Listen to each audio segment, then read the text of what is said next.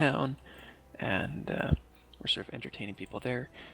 You guys went and found Rico, and he was glad to see you guys were back, and thought that he wanted to hear your story, but also thought that Sildar would want to hear the story as well of how things went, as well as Sildar had some news to discuss with you.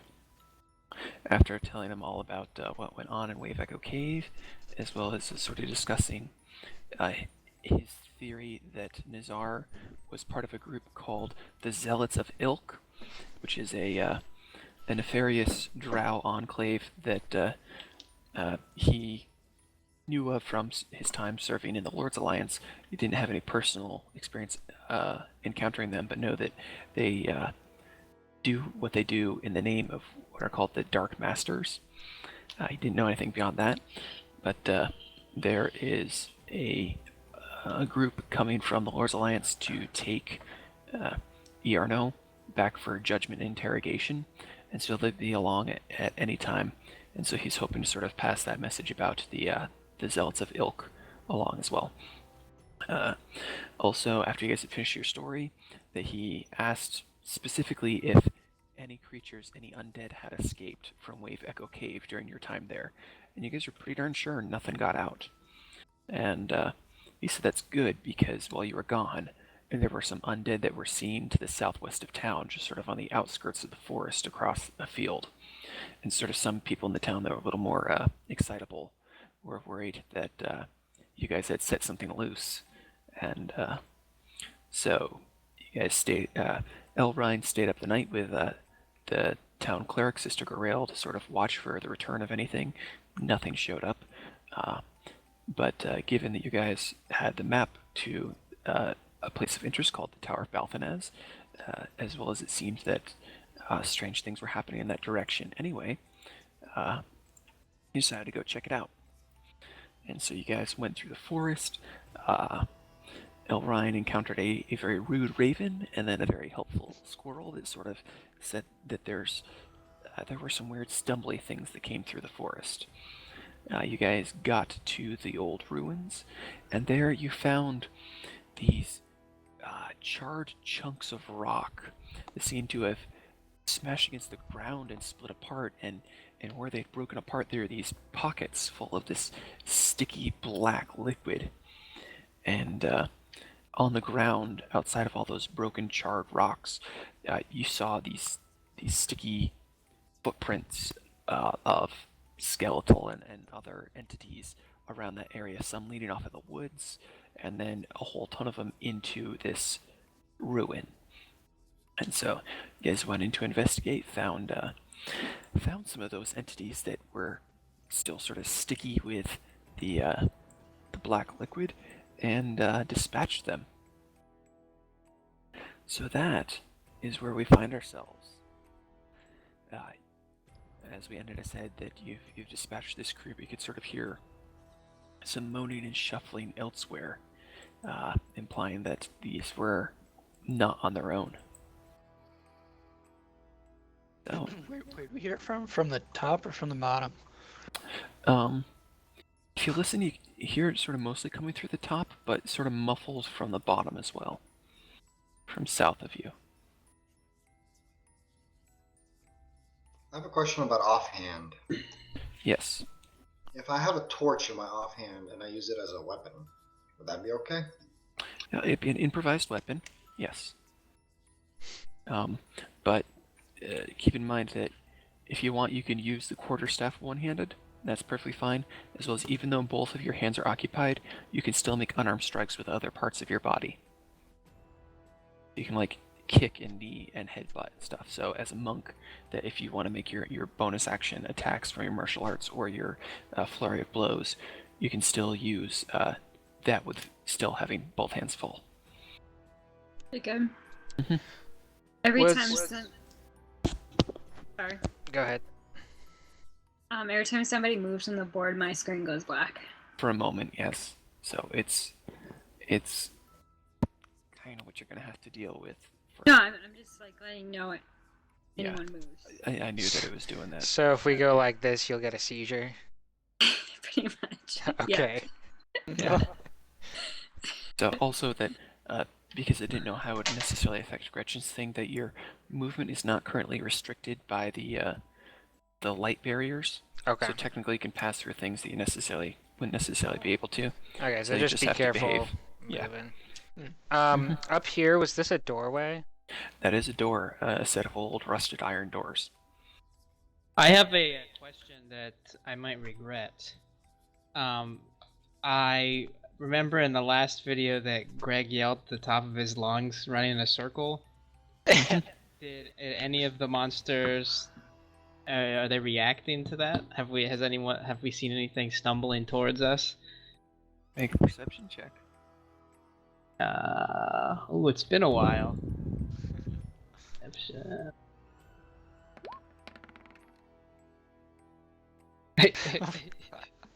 Doesn't seem to have been any change in the level of sound. I'd like to go and try and open those doors. Okay. Roll me a strength check. I'll help him out. Okay, then if your brother's helping you out, with advantage. Okay, where is? Oh, It would right be down. unskilled. It's not athletics or anything. It's just flat strength to see how strong you are to pry this open. I have a feeling you'll fail. Okay, yeah, that definitely does it. So you sort of wedge, something in the doorway there, and you sort of pry open I do have a it. crowbar. Okay, excellent, perfect.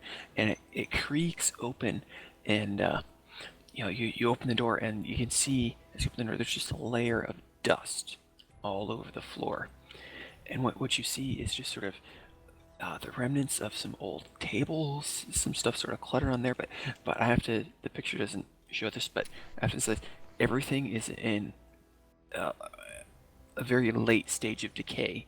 Like the wood is falling apart, completely rotten. The swords that are in that basket there are completely rusted. The pottery on the table is very frail and fragile. I want to look around to see if I notice anything that might be worth checking out. Okay. Give me an investigation check. Or perception, your choice. I'm gonna use perception. Yes, because I know Bonner, he's so incredibly intelligent. Yeah.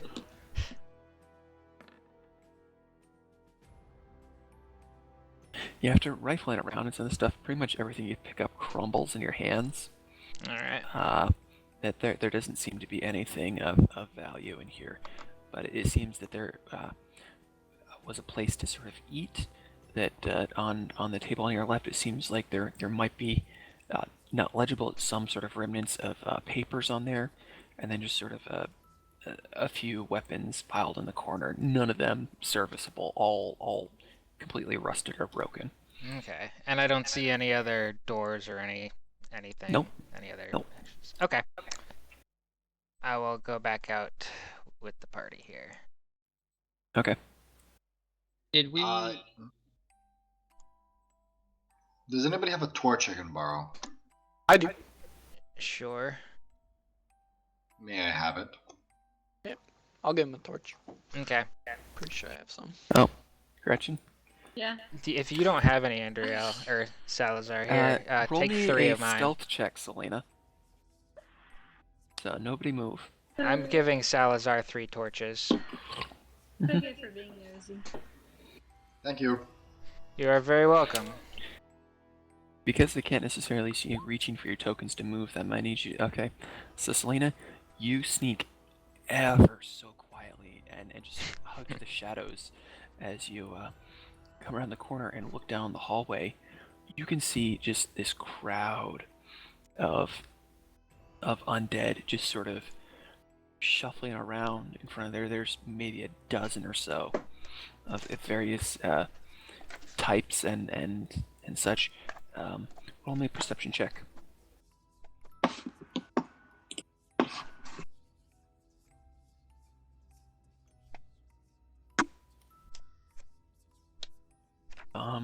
It's hard to tell. You can't. You don't know their exact number, but at least ones close to you seem to also have that sort of gooiness, that dark gooiness to the outside of them. I want to sneak back out and alert the group. Okay, yeah, you don't need to make a new stealth check. You Uh-huh. just sort of sneak back.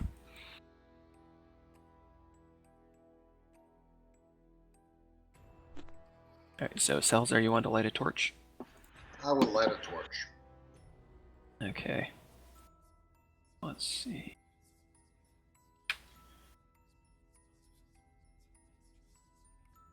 Alright, so now you've got a greater light that I've assigned to your token, so you should light stuff up as well as keep in mind, torches are very visible in the dark.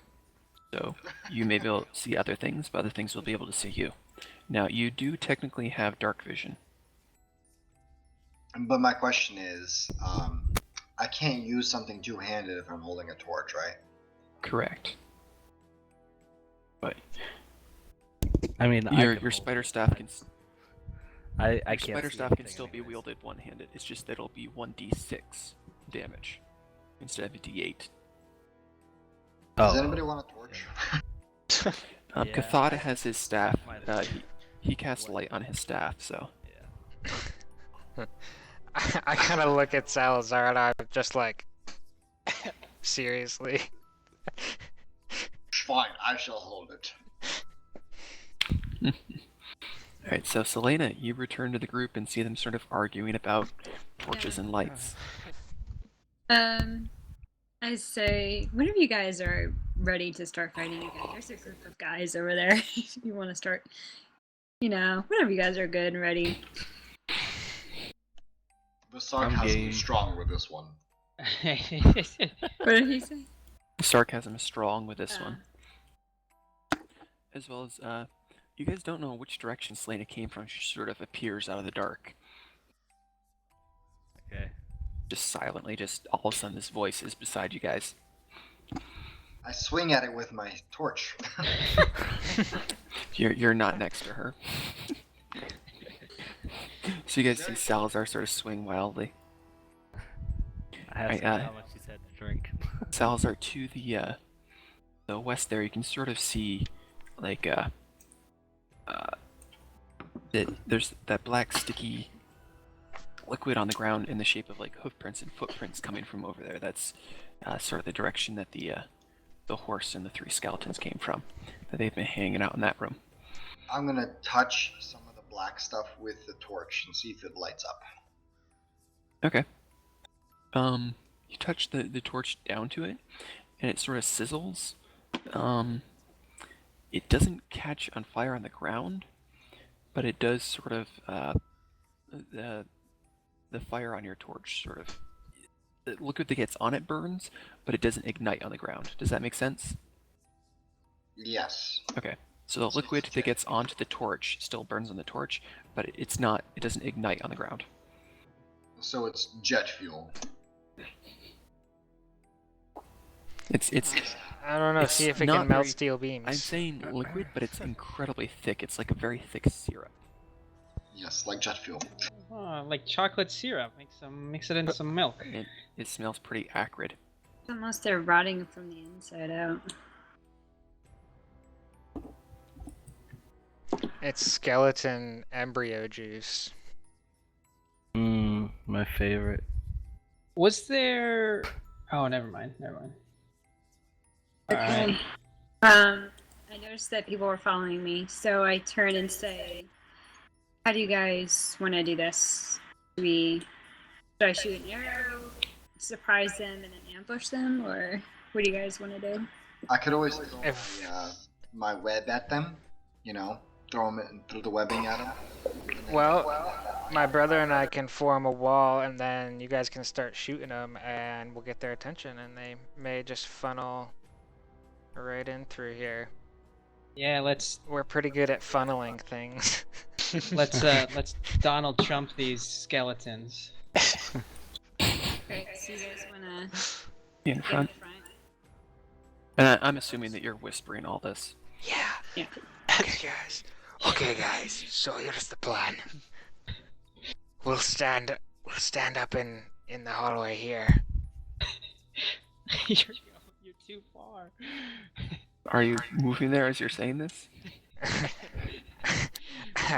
What? You guys can't hear me still? Okay. Okay. So we'll wait here, and if somebody can shoot him, then or better yet, if Cathod throws some sort of crazy explosion, because it looks I like mean, there's a lot of them in there. I'm pretty sure I could just do that if you guys want me to. Yeah. Good time to use that spell. All right, Well, let's try this. I'm gonna. How far do I need to? How far can I throw this thing? I think it's got a range of 120 feet. So for Okay. all intents and purposes, inside this castle, anywhere you can see. All Well, right. if we- I have my light on. I don't know if I'm gonna attract them. But I'll stand far back and I guess try to shoot them. Right, but if we do an explosion, we may make others come more than we can handle at first. I like a challenge. What about you guys? Explosions! I look down at Lightbringer, my warhammer, and say, "Let them come." That settles it. I'm gonna walk around the corner back here, and let me see. I can see I can see down here, right? Yep. I can't see to that one block. So Now I guess- you can essentially you can put the center of your spell anywhere you want within 120 feet, essentially. I'm gonna do it right here. All right, so on top of him, so in a 20-foot radius, that'll catch all these fellows. All right, so Cathod, what's your spell save DC? 14, 15? My spell save DC. One sec.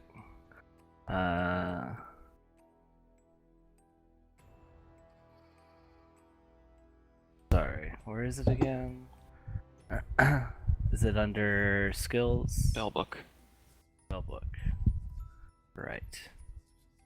Been a while, huh? Yeah. This is like 3 weeks or whatever. Oh goodness. Oh, I'm starting to roll some dex saves already, and undead are not very agile. Aren't their muscles all rotting? Wait, skeletons have muscles? Well, whatever's animating them. So some of these are zombies, some of these are skeletons. Muscles. Their save DC is 15. Okay, so This brings back memories of the Shadow Temple for Ocarina of Time. so far only one thing is saved. They're about to get And- wrecked. And then these guys are a little more dexterous. Let's see about them. Yeah. I guess I should. Okay. So I need you to roll 8d6. Alright. Wait a second. Is that the damage he does? Yes. Or you could do slash r 8d6. Oh, okay, let me try that. 2. Yeah, well, 8d6. Oh, what? slash Says r on rec- space 8d6. Oh, slash r space 8d6. There we go. Okay, there we go. So 31 points of damage. Let's see here. So it was, yeah. So you see Cathod sort of start to chant and swirl in his hands this big ball of ice that he then shoots forward and smashes and go whoosh, and just instantly flash freezes everything, starting in the center there and just blasting outward, sort of coating the walls with ice, coating these undead, just sort of some of them get blasted apart. Let's see. What was the order of these things saves? So it's 31, so it doesn't matter if the skeletons save, they're dead. Goodness. This will be a much shorter encounter than I was expecting. Yeah. I whisper to everyone, it looks like this was a good plan. 31, okay, so it's 15 points of damage, so that's down. So you see What level spell was that? that's a 3rd level spell, and so let's see. It's okay. Let's see if any of these zombies can withstand death. They've got to roll natural 20s in order to do so. Jacob, are you putting any crosses on these guys? I'm about to, Okay. because only 2 things are left standing. Oh my word. Dibs.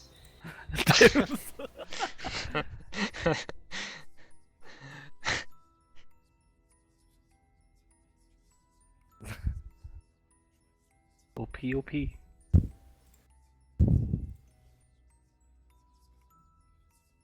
Actually, so since he like casted that and we saw whatever happened fly by, while that was happening, can we be moving up? I'll say go ahead and roll for initiative. Initiative will be a lot easier for me to roll now. I don't have as many things to click. All calculated. Oops.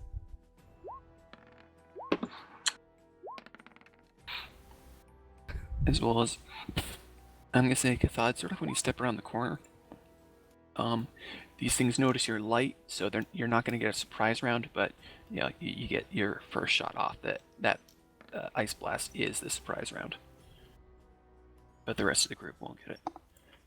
All right. You rolled 21 twice there, Dan. I guess so. So then, yep, you're on 21. 21. Rigged.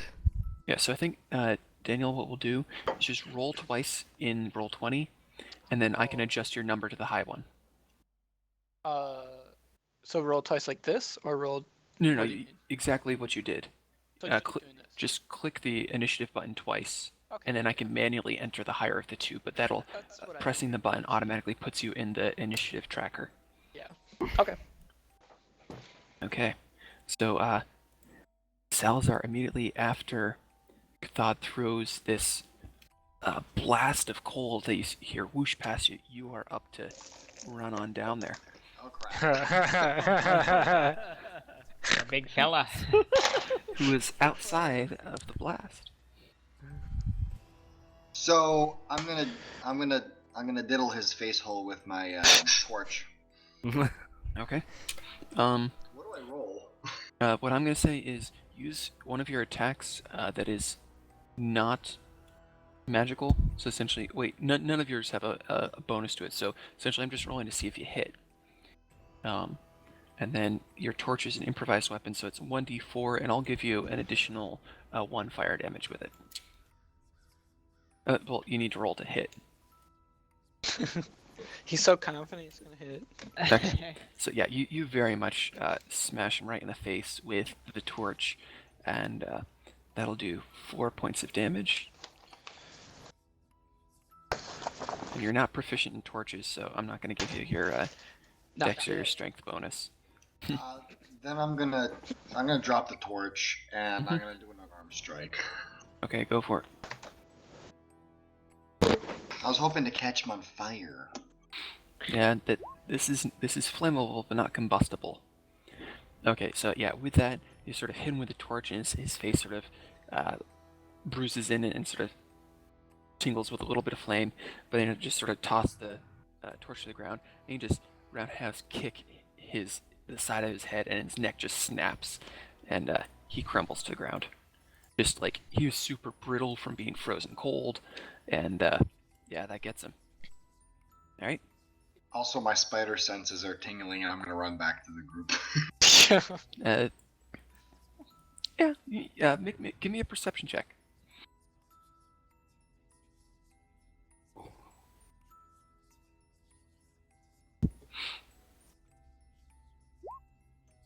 Yeah, you get a sense that there's some bigger entity around the corner. So I don't know how much movement you've. How much movement do you have? I think I have 50. He's got That's- like ridiculous movement. 4, 5, 6, 7, 8, 9, 10. You'd be able to make it to right there. You started where you were, ran all the way down. That's 7 spaces, and then that's 3 back. Yep. That's All right. great. So now, with a howl, that the one remaining undead, this ghoul, will come rocketing towards you. Just 3, 4, 5, 6. Yeah. And he's gonna go ahead and make a swippy swipey at you. Let's see here. He's going to try and yeah, he'll claw at you. Does a 21 hit? Yes, but can I use my guardian wraps? You can use your guardian wraps. Yes, so you can reduce the damage.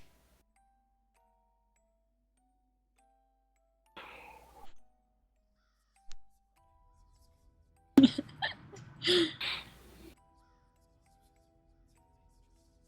don't know where I put it.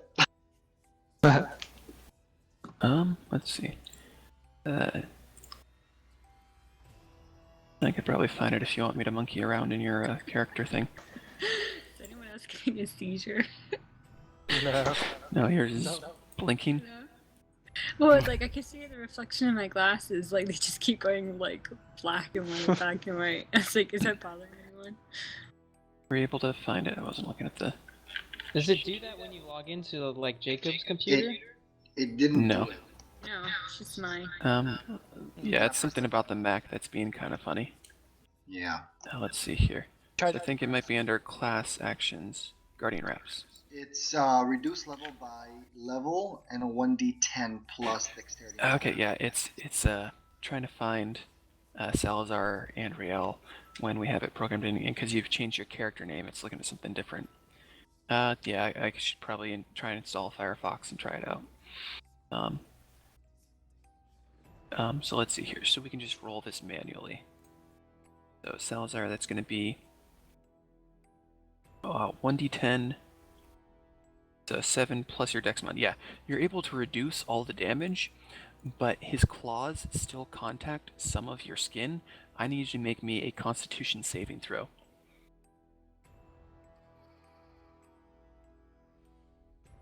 And you just sort of, the little bit of his claws that scrape over, you feel it seep into your skin and just immediately shoot through your body, and your muscles just tense up and you're unable to move them. You are paralyzed.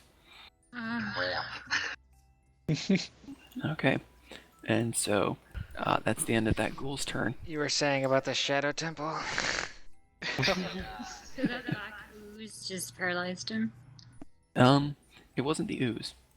It's something inherent to ghouls, which if you guys had actually been hit by them before, you might have found out. But Elrine, you're up.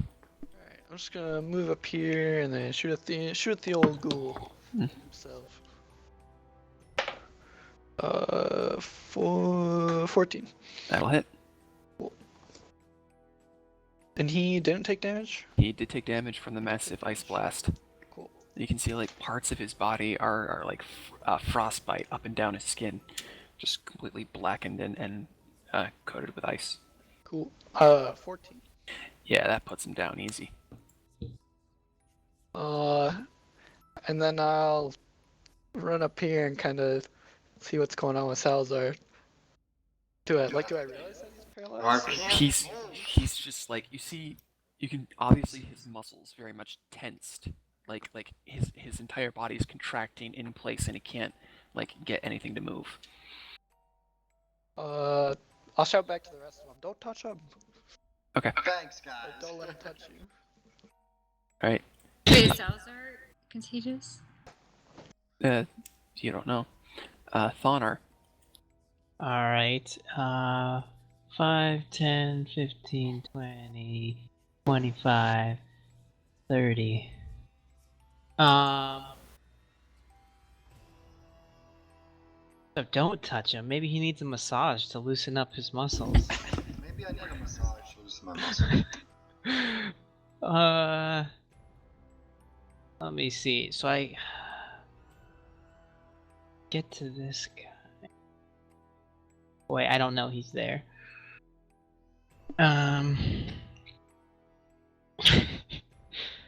guess I'm going to take my action to kind of massage the upper back of Salazar, and I'm gonna sing him a Dwarvish lullaby that my mother used to sing to me when I was trying to fall asleep to soothe my muscles. Okay.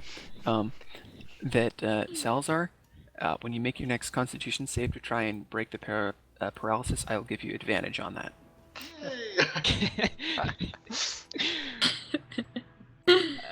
And then Okay. that's it. That's my turn. Okay. Lena, you see all this going on. You saw the blast of ice down in the darkness, and like just bodies go scattering, and just two left standing. One of which Salazar cut down, and there's actually currently a torch on the ground, so I'm going to add that in. Alright, Um, I'm going to ready my bow. And I'm going to walk down and just like patrol the area. And if I see anything coming, I want to. Going to shoot it. Yeah. Okay. You're holding your action to shoot. Yes. Okay. Alright, so, Cathod, you're up.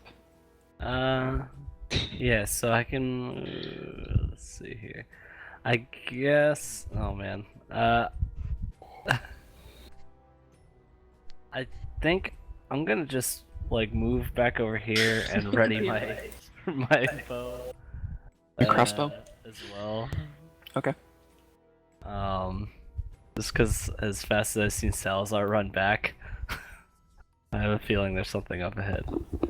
Okay. So, Bonar, your turn. I see my brother trying to help out Salazar, and so I walk up to them, and I give him a hug and a little peck on the cheek. You start singing Me or Harmony your to brother? War. Salazar. I give Salazar a hug and a peck on the cheek. I give you both the dirtiest look I can manage. Which you have just enough control of your eyes and your face to sort of sneer at them. I say, hang in there, buddy. We'll get you out of this mess. All right. Here for my, well, not my life. And I'm gonna say these guys have been blasted to the sides of the room just for clarity's sake. Bonar, that's your turn, right? Yes. I take Okay. out the rope from my bag and tie him to my bag. Okay. Okay, now you hear echoing from down in the hallway this and you hear thud, thud, thud, thud, thud coming forward out of the darkness. Selena, you are currently the only one it can reach. This would trigger your attack as it runs towards you, as you see this big, lumbering, undead ogre, which it's coated in this soupy, thick black goo, as well as you sort of see in the center of its chest, there's glowing this faint blue in the midst of it. And it's gonna sort of thud, thud, thud, rah, and take a swipe at you. Now this would, ready my bow if I saw Yes. action. yes, you can make your attack. Do I do that before he attacks me or afterwards? Simultaneous. Well, technically before. Right. So as he's running up to you, you can make your attack.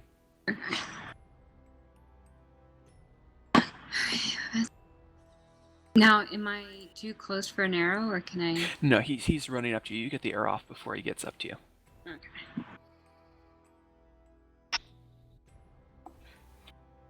Okay, yeah, and this is a pretty darn big target you absolutely hit. This is not sneak attack, so it only does the 11. Alright, let me just double check here. Okay, yeah. So it just takes that. And he doesn't even seem to notice that he's been stuck with an arrow. Like it just sort of hits him in the peck, and he just doesn't slow down and just comes up to you. He is most definitely going to try and slam an undead fist into you. I think an 18 will hit. Yep. Now, because you are level 5, you do have uncanny dodge. Go with that. Yeah, and so you can use your reaction to halve the damage of an attack made against you. So he goes and he just slams. It's gonna slam like right in the center of your chest. You're able to sort of roll out of the way just a bit, so he sort of catches just your shoulder. You take 6 bludgeoning damage. as this thing just thuds a fist into you, and just a big meaty thwack. And you see Selena sort of spin a little, and just all right, Salazar. You can spend your turn to make a Constitution saving throw to resist. Yeah, you just sort of focus and shrug off the paralysis, and it's no longer controlling you. That is your entire turn, but you are no longer paralyzed. Good. Good. Good thing because- you had advantage. Yes. Also, as you know, Yes. while you are paralyzed, enemy melee attacks are an automatic crit if they hit. Ah, well, I'm glad I'm not. Yes. Yes. So, Elrine, you see this big lumbering, sort of goo-coated ogre zombie with this glow in its chest, and just smashed a fist into Selena. You see Salazar sort of shrug and start moving next to you. You're up with your action. Alright, I'm gonna stop trying to figure out Salazar, and then I figure now I see that he's all good. I'm gonna I'll Hunter's Mark this guy because he's pretty big.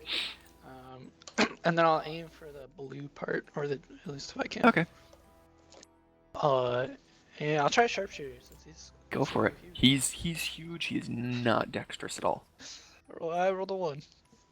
Okay, so you're just sort of like the distraction of Salazar next to you, as well as seeing Selena get hit, and like in the darkness, not wanting to accidentally hit her, it just sort of goes and it thunks off the side of his skull and just bounces off.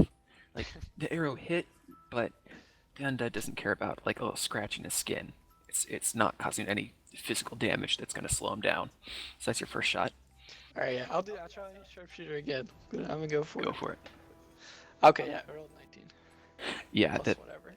yeah. You could have -10 to that, and you're going to hit. Okay. Let's see. The music damage. So 2d8, 2d6, or 1d6. The D6 is from your hunter's mark, right? Yeah. So 2d8, 1d6 plus your dex plus 10. Oh, plus 10. So I was thinking. Okay. 27. Oh goodness! Dang. You finally got one of those things off. I know, finally. Where it doesn't. He doesn't have shield or anything, Jacob. No, this guy does not have. Like, you aim for that middle blue part in his chest, and the arrow sticks thud straight in there, and the light kind of flickers a little for a bit, and then comes back, but like the arrow like buried itself, like almost the fletching has disappeared into this thing's chest, and just sort of like not black ooze, but just like nasty rotten liquid starts like sort of oozing out of the arrow wound. Cool. Okay, you still have your movement. Nah, I'm seeing out here. Okay. That's fine. Thonar, there's the big tasty target. Alright, I'm gonna move the ghoul out of the way. Does he have clothes on? What? Nope. Nope, he does not. No, not even a loincloth. Is he Nope. fat? He does not care about modesty. 5, 10, 15, 20, 25. Would I get advantage here? With Selena flanking him, yeah. Alright. Okay, I'm actually just gonna like delete these other guys, because you guys, I usually like to let you see, you know, the carnage that you've created, but they're sort of in the way. You just know I that there's- assume you have a way of undead keeping bodies. track that we killed them all. Yes, I wrote down. Usually I do at the end of the session, but I just sort of had a moment. I did it now. Cool. Alright, so I am going to attack this guy with Lightbringer. Is he undead? You're pretty sure. Okay, because because what I did is I just made this. Oops, I made this 3d6 while in this tunnel. I don't know if. Mhm. So then. Yeah. I don't have to additionally roll anything. Or at least this roll will work. Oh goodness, you got 18 plus 9. Yeah, 27. Yeah, that's gonna hit. And so that does 14 damage. And so you come up, and as this thing sort of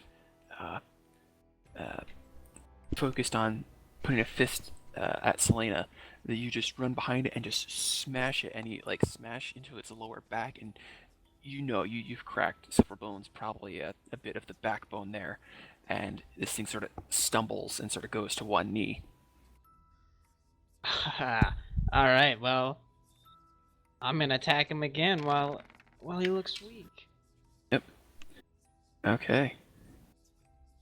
And this one you bring right down between the shoulder blades, and there's just this nasty crunching of bone, and there's sort of splattering of a bit of the black liquid and goo coming out from this thing, and it's looking really rough. Just like sort of shuddering and still going. Alright, That's my that's turn. your turn. Yep. As well as when you hit it, you see Lightbringer sort of like burst with a shine of light that seems to sear some of this thing's flesh. So that's the radiant damage up and off there. All right, Selena, your turn. Right. Is this guy on his knees? You said. He sort of stumbled sort of to one knee.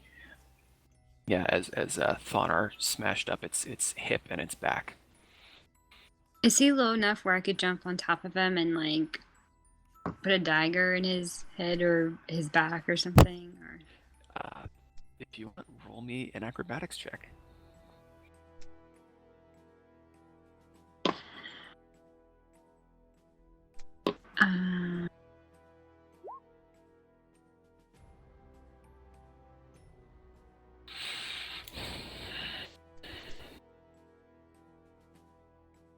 Yeah, that you just sort of, as he's down there, you grab onto his one ear and just sort of hike yourself up and wrap around, and so you're sort of have your legs wrapped around his head, and you bring your daggers down into his skull. Roll an attack, and I will absolutely give you advantage in sneak attack on this.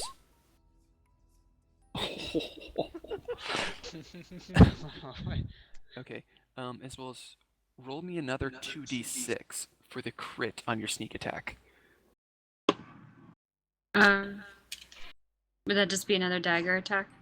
No, here, I can roll it for you. Okay, plus another 6. So that's 6 plus 6 is 12, 13, 13 plus 4 is 17.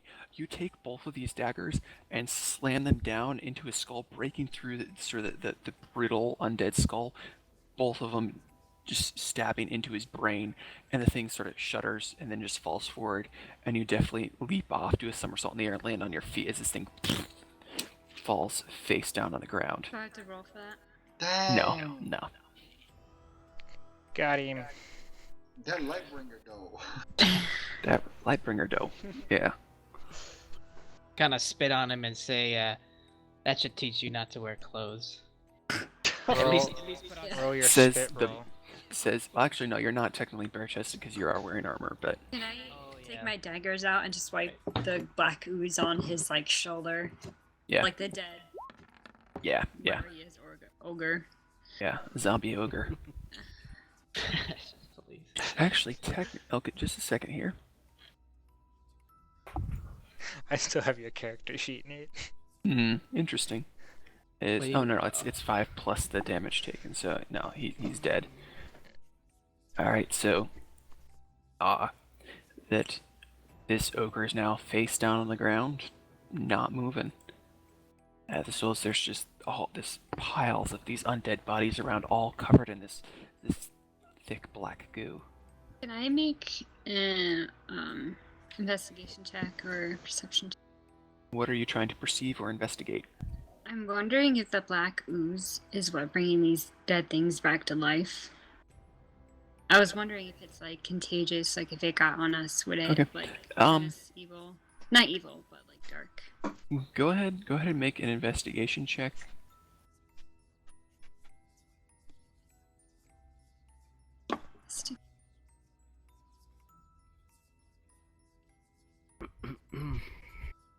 Okay, that you sort of, sniff it a bit, and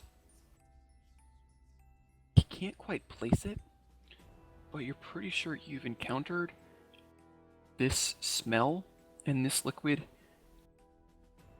in some sort of fabrication process. It's not some.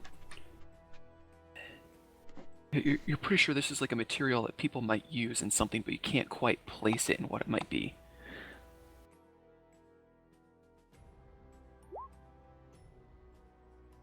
No, you don't. You don't think that it's some sort of contagion. Okay. Can I give it to someone else to see if they could try to figure it out? Yeah, if you guys want to sort of spend a moment, just sort of like, what the crap is this stuff? Now that you see it on a variety of different bodies, you might sort of have a little more insight. Because Wanna- go ahead. Can I look at this dude's chest while they're Okay. looking at that? Make me an athletics check to try and flip him over. Oh, I got this. I'm gonna come help him. Can I? Okay. If your brother's helping you, I'll give you advantage. Right. What do you want? Wait, what did you say? Strength or athletics? Athletics, because this is like a weightlifting thing. I got this. I'm an athlete. Okay, with that you and your brother sort of heave and hoe and flip him over, and you see the dull blue glow in his chest sort of flicker and go out. It's like Iron Man. Do I figure out what the black stuff is at all? What's your You rolled a 24. 24%. a 24 perception? This would be more of an investigation check because you're trying to use your existing knowledge to analyze something. Perception is more like what are you aware of, what do you see. So if something's before you and you're just trying to like solve what is it, that'd be investigation. Or if you had nature, I'd also let you roll that if you wanted. I rolled the investigation for an 18. Okay, with that, suddenly it clicks. This is tar. They're coated in tar. Oh. Not skeleton afterbirth. Nope.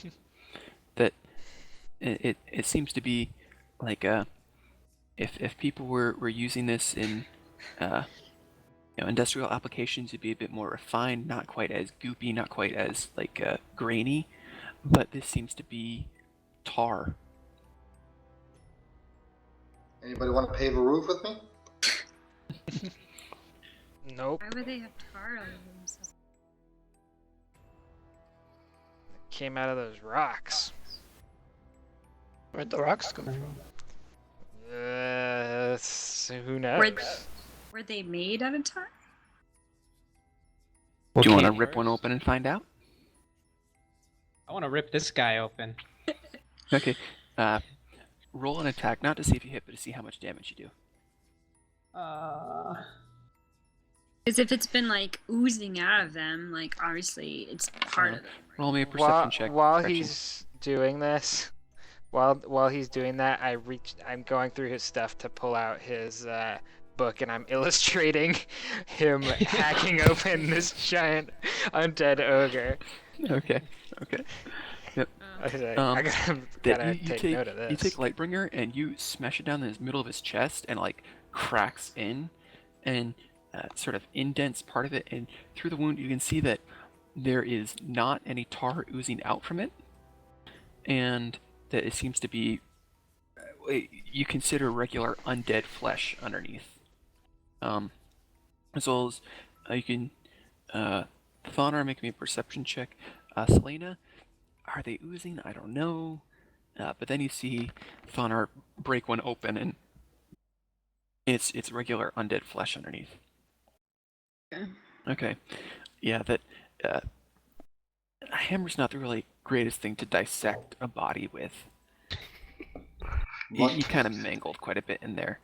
This is news. As well as Thonar, that there was no radiant light, that whatever undead essence was in this creature is gone, and therefore it's not causing the radiant damage. Okay. Is there anything else inside his body of interest? Okay, Yeah. now that you're not just trying to smash him open, do you want to do either investigation or a perception to sort of see what you can find in his body? What's Uh, inside here? Crawl in. Thonar, you're sort of able to sort of pick through and look where that arrow was, and as well as where that blue light was coming from. You find an inert crystal a little smaller than the size of your fist.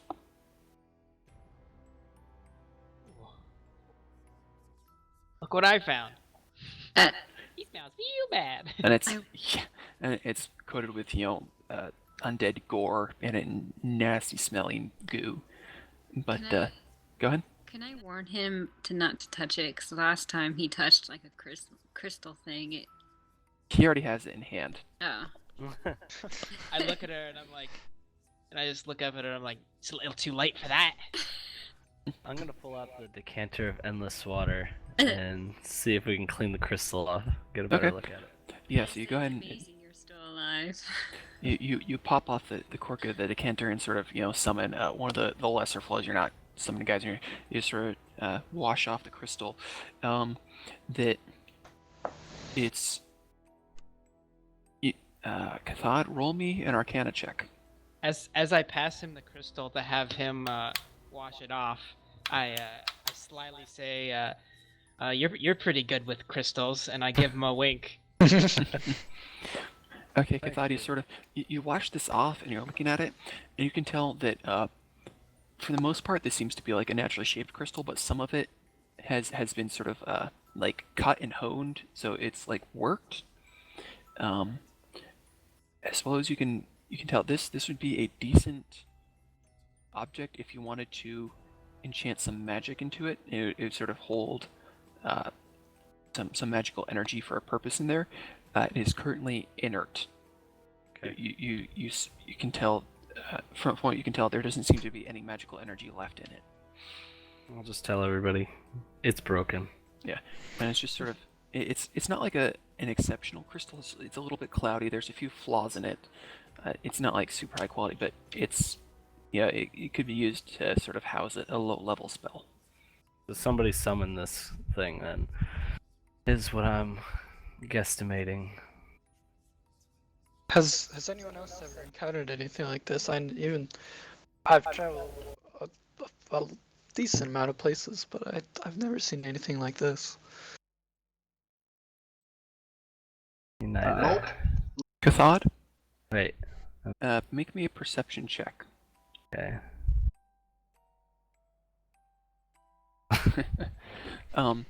That you weren't quite listening to Elrond's question, because you feel this strange sort of, it's not audible, but it's almost a hum coming from your crystal, and it's sort of you get a feeling that it's coming from off to the right, this direction, as if your crystal is resonating with something nearby. I'm gonna go check it out. Okay. Walk. Salazar, you see just like old rotten crates that are just falling apart. It seems that a long time ago there might have been foodstuffs in there, but it's long since all fallen apart. And like underneath that rack of barrels, the ground seems all gooey and molded, as if a whole bunch of liquid that had been in there had leaked out. Anyway, Cathod, as you move that direction, the hum louder. slowly grows, and you guys just sort of see Cathod ignore Elrond's question, has anybody ever seen this, and just sort of start walking in that direction. Can I slowly just like not walk with him, but like behind him? Like, Follow him. Yeah. Mm-hmm. Anybody gonna ask him what the Credi's up to? Yeah, I'd be like, where you going with the crystal, bro? I just wanted you to clean it. I'm gonna say I think I hear something up ahead. I say, I don't hear anything. I feel like it's something magical kind of pulling me in this direction. I'm gonna ask him if it sounds like something we can kill. I do not know yet. Okay. I'm just ready my bow. Yeah, you see some stairs leading up. You can sort of see that there's sort of some faint light trickling down from the world above. That the ruins had just sort of the first floor, and this is leading up towards the second floor. Cathod, as the more you move up these steps, that hum is getting louder. That vibration that you can sort of, it's not so much a physical sensation as like your inherent magical sense is feeling that vibration. I'm gonna cast detect magic. Okay. And so you go ahead and you cast Detect Magic, and you sort of get a sense. You see some of the other magical items that your companions are wearing, sort of glowing with a bit of light. You don't see anything untoward as yet, but there's sort of a faint glimmer through some of the stone in that direction. Salazar, you just sort of see these stairs leading up to the ruins. There's the sun outside. You sort of see what was the ceiling before is sort of there. There's sort of moss and stuff growing on top of the ruins. I'm gonna let them know that there's like something strong, strong magical energy coming from up here. Kathad, as you turn the corner, you see overlaid on top of each other the doorway that leads to the outside of the ruins, as well as sort of like this purplish, pinkish energy haze at the doorway there. Okay. I'm gonna warn everybody kind of what I'm seeing. And that we should probably tread carefully. And Bonar should probably open the door. There's no door. It's just open. Oh, there's no door. Yeah, there's no door actually there. There's just an entryway. He opens the door. No. So I guess I'm gonna follow closely behind Bonar. Okay, so as you get closer to there, that the rest of you sort of see a light glow through Cathad's clothes, and it sort of vibrates with light. And at the same time, Bonner, right in front of your eyes, you sort of see this sheet of energy sort of vibrating the same color and sort of timing as with this crystal, and then you see this doorway open, and suddenly it looks like you're looking into the rest of an intact stairwell. Not ruins, intact. Are we all seeing this? You are all seeing this now.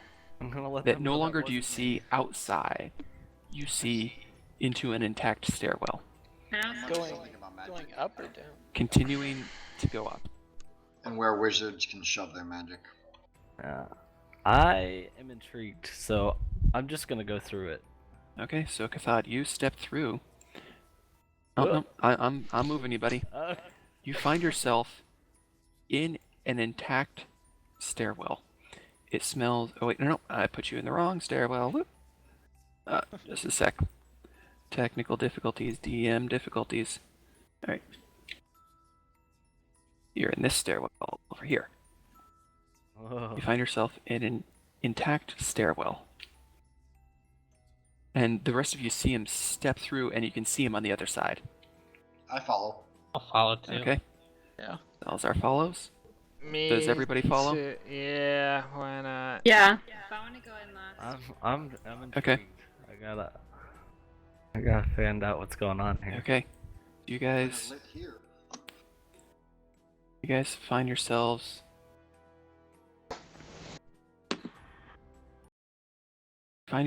in an intact stairwell. It is very musty, and there is just like a decent layer of dust everywhere, undisturbed dust, and it's like absolutely silent. There's no longer the sounds of nature outside, no rustle of the wind. It's just silent.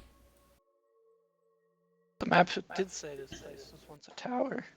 As well as I had said last week that the dwarves notice from the amount of rubble outside, if this had been a tower, there's very little rubble around. So as you enter this room, There are squares showing up. that's intentional. I'm about to describe what you see. Okay. You see sort of this tattered, ornate carpet on the floor, as well as Gretchen, did you need to refresh? I did, and it's completely black. Here. Can you see anything? Here, I'll come over and help. And so you can see this room. It looked to be some sort of dining room. That the chairs. It's not the same sort of state of decay you had seen downstairs before, but everything is the wood is very much dried out, and there's sort of empty sconces in the wall where there should be torches, as well as in these different squares that are labeled for our player convenience, you see 4 different levers. Alright, I'm gonna go help Gretchen as you guys ponder that. There at the lever. Levers. There might. We may. I don't know. This is some. There might be some kind of puzzle to unlock something. I We yell want to out. see if we can find anything It's like not letting me around. move, it's doing the stupid. I yell out. Green means go, and I run over. No. Jump on top of it, towards So, the green lever. Um, I don't think they're actually colored though. levers. I think You'll tell me I if think we anything should- for Oh, right. levers. we should inspect the area before we start pulling levers. Maybe we can Okay. find. There might be something that these levers go to, like doorways or entrances, or see if like maybe they change things. I don't know. I just think we Somebody should kind of feel inspect the area the first. orders. I'm sorry, honey, I don't know what's going Grab on some with water this. real quick. There goes Salazar. Mr. Speed Racer. Let me try something. We are trapped in here unless we come back to Gretchen, let me know what you see. What do you see? Baby trees. blank. Um,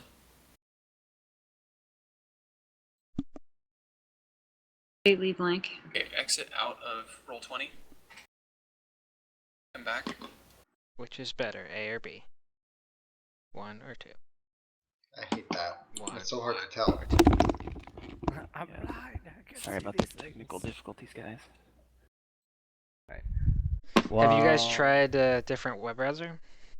Yeah, I'd have to like download Firefox. What you using now? She's using Chrome. Oh, that's what I'm Shouldn't using. Safari? What be about Safari? automatically? I mean, you gonna could go- try it, but it's not one of the ones that they have supported apparently.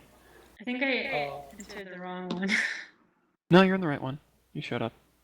Alright, Alright, and don't forget to mute everybody while you hear it echo. What do you see? Do you see the Phandalin? it's a map, yeah. Okay. Now you're in the forest? Mm-hmm. Okay. Now what happens? Completely black. Can you scroll out?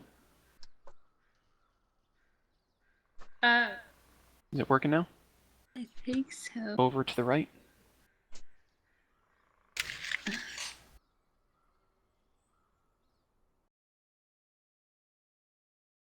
I don't know what I did.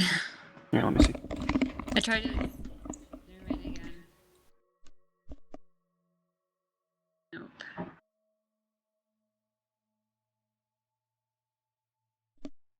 Hi, Anna. Hi, Nate. I look for Wait, bikes she can- again on Craigslist. I'm sorry, honey, I don't know what to tell you. What was that? I look for bikes again on Craigslist. You inspired me again. Yeah, do it. We're gonna go on a ride. Yeah, gonna do it. Bike across America. Do you want to just come sit? Good. This will be.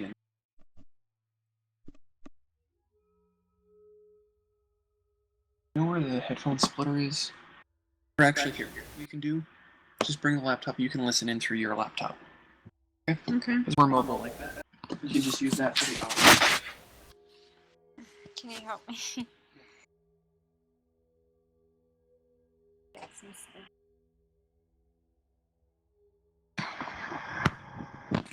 You should be charged if you don't need that. I'm at 60. You're at 60%? Yeah. Okay, that'll hold.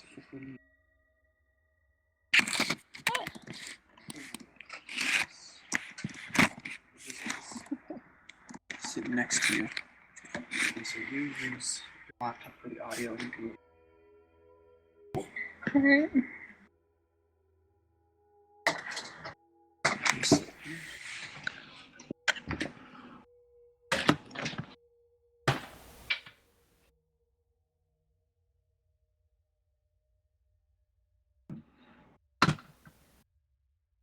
You can even have it like look at that.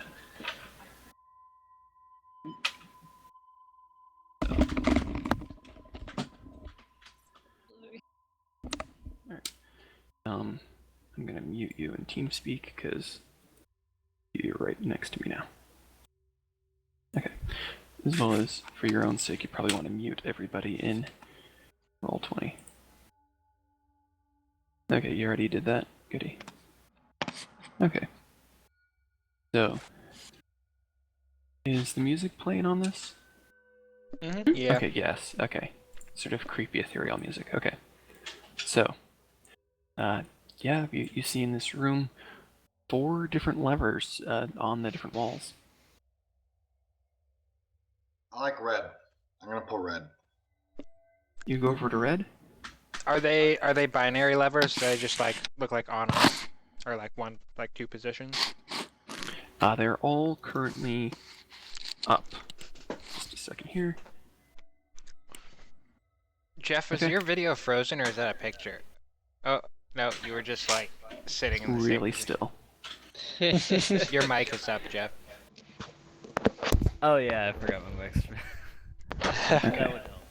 I just logged out. Okay, yeah, you just have it. Alright. So, Salazar, you go over and you pull the red lever.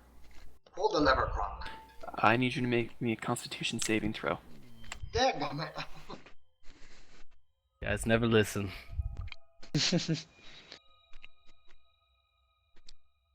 For the second time tonight, you are paralyzed. Dadgummit. As Oh well my as the gosh, rest- the table disappeared. Yeah, I'm sorry, I'm moving some stuff around just because it's clunky interface. Alright. Oh, I And you thought the hear- lever made the table disappear. Yeah, you hear a ka-chunk chunk, and an entrance opens over there, and another ka-chunk chunk, and an entrance opens over there, and Where's over there? Up and down. Okay, sorry, I need to zoom out more. Can we see anything? Just looking, cause we're standing like right here. You can see into. Oh yes, and I need to take the dynamic lighting and remove the barriers there. You see there, and you see there. Oh my gosh, what have you done? Oh, I What back have you away. I back done? away. Okay. Back to here. Okay. Where is Salazar? I'm gonna run over to his paralyzed body and slap him. Okay. Are those what I? Oh. Okay. No. Salazar, go ahead and make another Constitution saving throw. Oh man. With that, you just sort of shudder, and the magic energy that sort of seemed to be holding you in place dissipates, and you're able to move. Dang it, I was hoping to throw his lifeless body at one of I these things. know. I hate you all. Where will we run? We're teammates, dagnabbit. I gave you a massage, and this is how you repay us. Everybody make perception checks. Alright.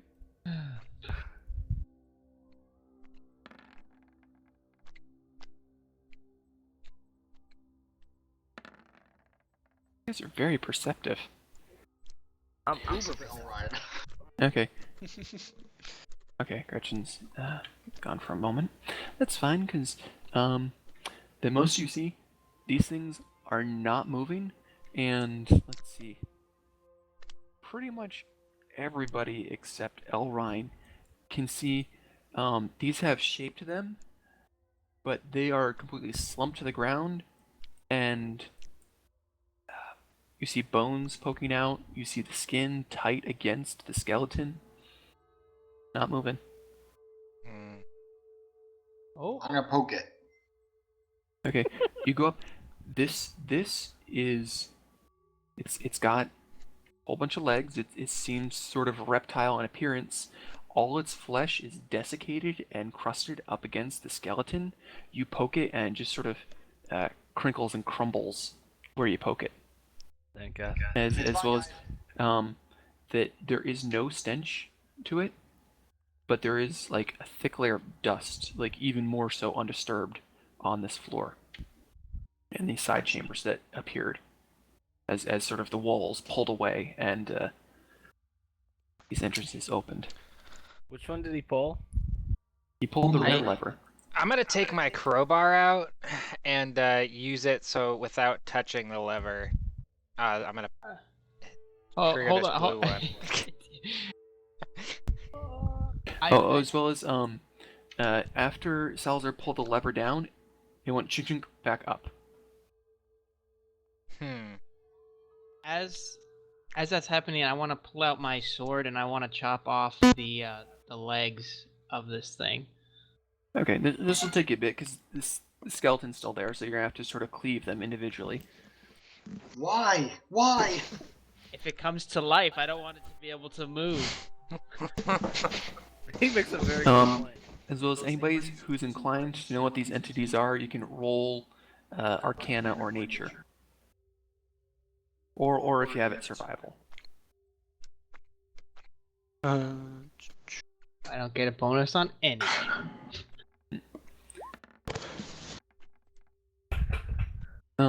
Everybody else is sort of shaken up at the situation, thinking you're gonna have to fight these, whatever they are. But Elrond, you're sort of able to collect yourself, and you've heard of basilisks before. Oh, you guys can see the emptiness, can't you? Yeah, over. I was afraid they were gonna be basilisks. Okay, I got the dynamic lighting for the lower one, but not the top one. Oh well. And so yeah, these are basilisks. They are long dead. Okay. I've heard of these before, but I've never had to fight one. Thankfully, should still get- haven't had to fight one. Is anything on a basilisk? Well, I guess I'm gonna ask Elrond. If anything on a basilisk is worth any value, like tooth or claws or anything. I would say probably there's something, but it doesn't look like much salvageable from these ones. They look. Elrond, you know that live basilisk specimens can sometimes be used to make concoctions or, in some cases, used for magical enchanting, but there's nothing living here. Can you use the there's- eyes? There are no eyes. Yeah, It's everything's, all like, basically. rotted and like it's like I don't know if you've ever seen like a blackened skeleton that's just the flesh that's rotted in place. Yes. May I also say, I am very scared. I don't like this place. All right. Cathod, make me a perception check. Okay.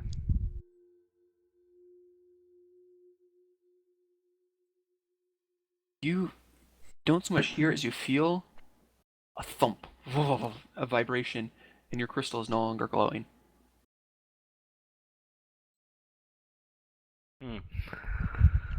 I'm gonna ask anybody if they heard that or felt that. I say felt what, and I finish pulling the lever with the Or crowbar. you're saying it with your crowbar? Yeah. Make a dexterity saving throw with advantage. Have I been able to chop off these legs by this time? Also, you've gotten through 3 legs, yes. Okay. Bonar, with the crowbar sort of extended, you press this lever down, and lightning streaks out from the floor up and sort of catches a bit of the crowbar, runs down to your hand. You take half damage on this. Well- I'm gonna look over and shake my head at him. You take 10 points of lightning damage as lightning streaks out of the floor and sort of catches the crowbar and shoots down the crowbar and zaps your hands. No biggie. Much worse than No biggie. paralysis. Ah, that's shocking. And then the lever goes straight back up. Nothing else opens? Alright, I'm Nothing gonna else. keep moving over this way since I'm everybody gonna else is ridiculous. after watching those two do that, I'm gonna look at this lever and check it for traps. Okay. If it's trapped at all. Go ahead and roll me perception or investigation, your preference. Which is probably perception, given. Yeah. So Cathod, yeah, you're seeing more hallways. Just sort of, the walls are decorated with like some old paintings that are sort of all worn away, but it doesn't appear to have any other traps or mechanisms attached to it. Alright. I'm gonna try to Um, sneak down here. I'll pull it. I'll push it, whatever. Okay. The yellow one, make me a dexterity saving throw. Dang. Easy.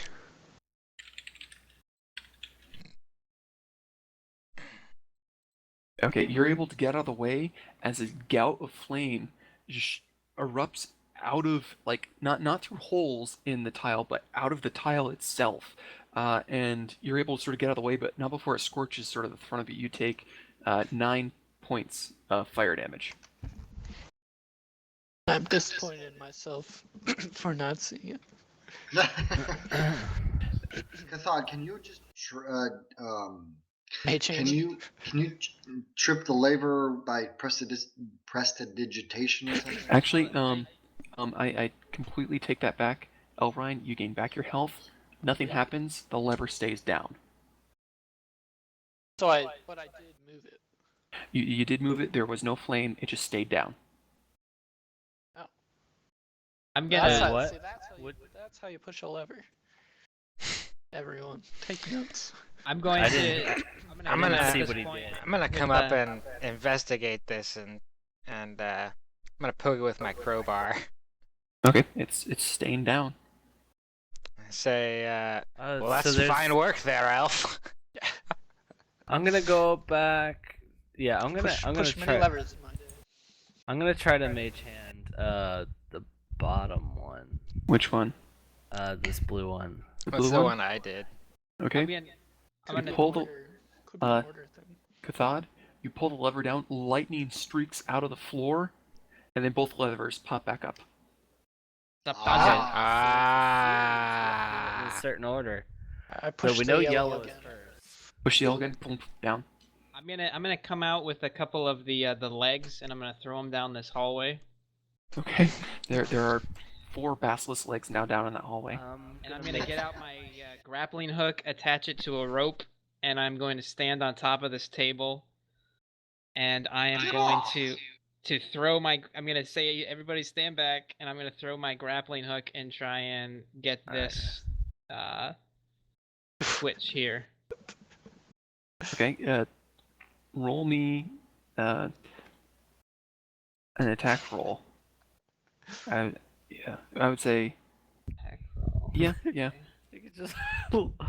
A non-magical, so one of your non-magical weapons. Yeah, and Cathod is like, I could totally do this with my mage hand, as you're doing this. Yeah, you're actually able to hook it onto the lever for the red one. Whoa, why did? I Okay. come over. Oh, somebody's moving me. Oops. Let's make sure the sorry. red one. Let's make sure the red one works first. Okay, so so- currently just the yellow one's down. So now that I'm attached to you, I'm gonna pull on the lever. You yank With the on the rope. lever Well, not with my rope, since with my the rope. is- All right, Yeah. thunk. The red one tilts down, stays down. I'm gonna yell, "I'm a genius!" I use my whip to try to get this green one. Oh, you Indiana Jones the crap out of that thing. Yes. Just whoosh, right around it. This thing is now in your control. I pull the green lever. Kathunk stays down. Yeah. I'm gonna run over to the blue one and pull it. Pull it with your hand. Extra lightning comes out.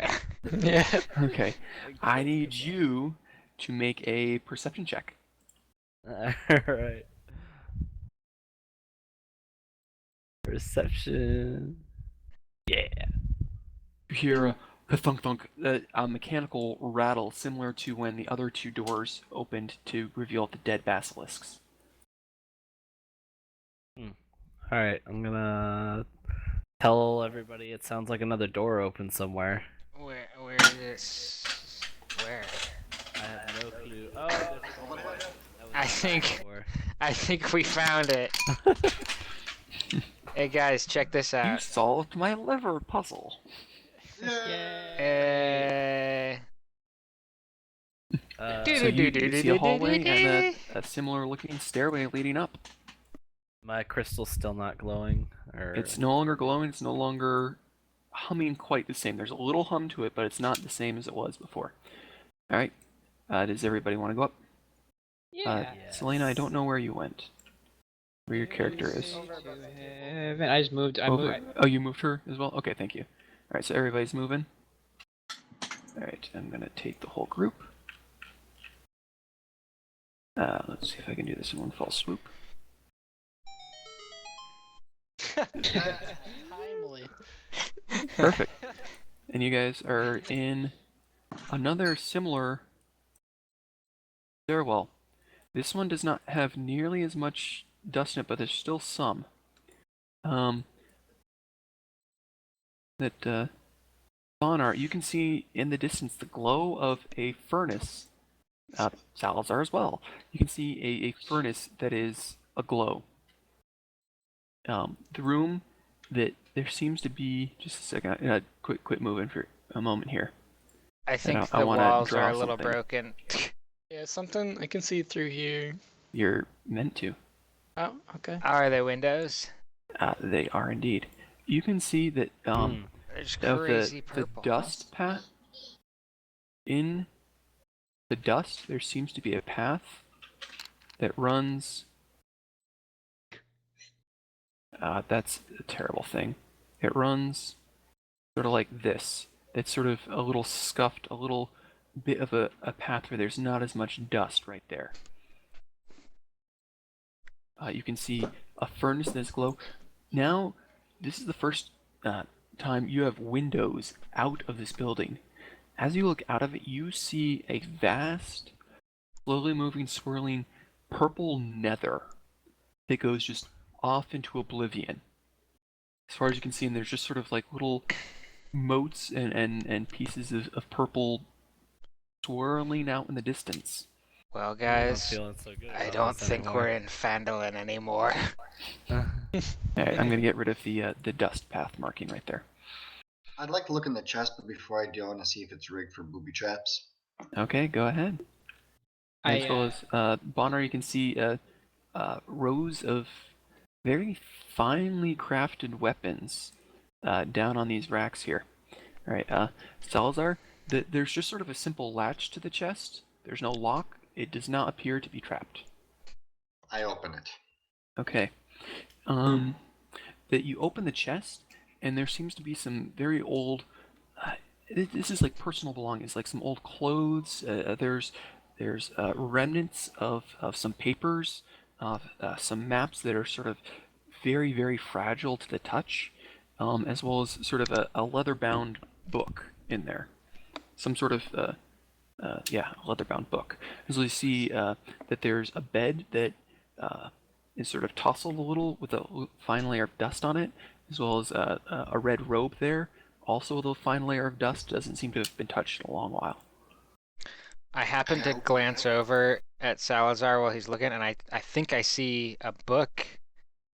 I think I see him like take a book out of the chest, and I run over and I say, "Is that a book of gnomish poetry?" Salazar, would you like to pick up the book? I would.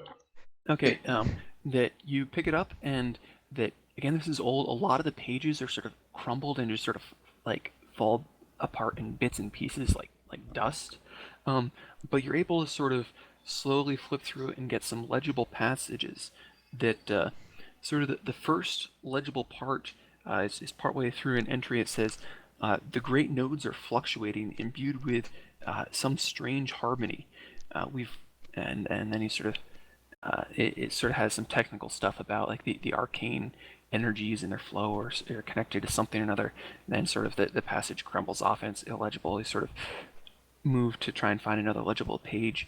And a little further on it says, we've lost contact with the nodes in the west.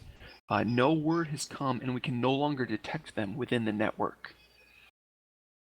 And then, sort of illegible for a bit. And then it's a while before you're able to find another legible section. It says, refugees have been spewing from the west. They tell of dark horrors which consumed their cities and their nodes along with them. And then the midsection of this book is just falling apart. That completely legible. That you can find bits and pieces of words, but no full sentences any in there.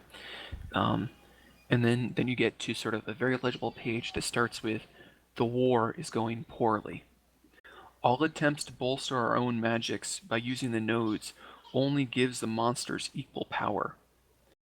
Some, in desperation, have suggested to seal away the entire network in hopes it will stem the flow of the monsters from their side to ours. They are fools. Without the power of the nodes, we will send civilization back 1,000 years." And that just sort of like, again, sort of ranting about specific individuals of there seems to be some sort of hierarchy, some order that it's talking about, and arguments within about how to best address this war. Then after a little bit, the next section says, "They have surrounded my tower. It is only a matter of time before they break through. I will not yield my shard. I will hide myself. I will hide my lab from their reach. My shard will sustain me in the nether." And then a bit ways it says, "It has been 2 weeks. I figure the Dark Ones have abandoned their siege by now. I have made preparations to return shortly to see the state of the world." And sort of the entry ends, and then like scratched underneath that, it seems very shortly afterwards, sort of quickly, hastily written. "My return preparations have turned out more difficult than anticipated. I'll have to fine-tune the shard." And then pages and pages later, you find a section that's legible. It says, "1 month and no progress. The planar alignment eludes me. Food supplies may hold for another few months, but I've already concocted alternate sustenance." And then there's a break in the readable sections for a while, like a thick chunk. It says, "I cannot remember how long it has been. A year? 5? 10? I no longer remember the taste of food. The energy of the unbound ones sustains me. Consuming their spirit keeps death at bay. I fear I may never leave. The shard's strength has waned. While there was a chance to channel the material plane before, there is now none. I must wait patiently." And then just nothing, just crumbled sections. And then sort of towards the end of the book, it says, "I am the lord of this realm. All creatures snared by its presence are subject before me." And then just sort of these rantings and ravings of "I am the master of this place," and it just gets, the scribbles get less and less legible till it's just scribbles and just completely incoherent and nothing, and then that's the end of the book. So I kind of stare at the book, and as I read it, I rub my head gently, as if I'm very concerned. The mention of the shards kind of like start to really like put me on edge. So I come back and I tell everybody what was in the book, and then I hand it to Cathod because I assume that he knows a little bit more about what nodes are and whatnot, and ask him what he knows about shards.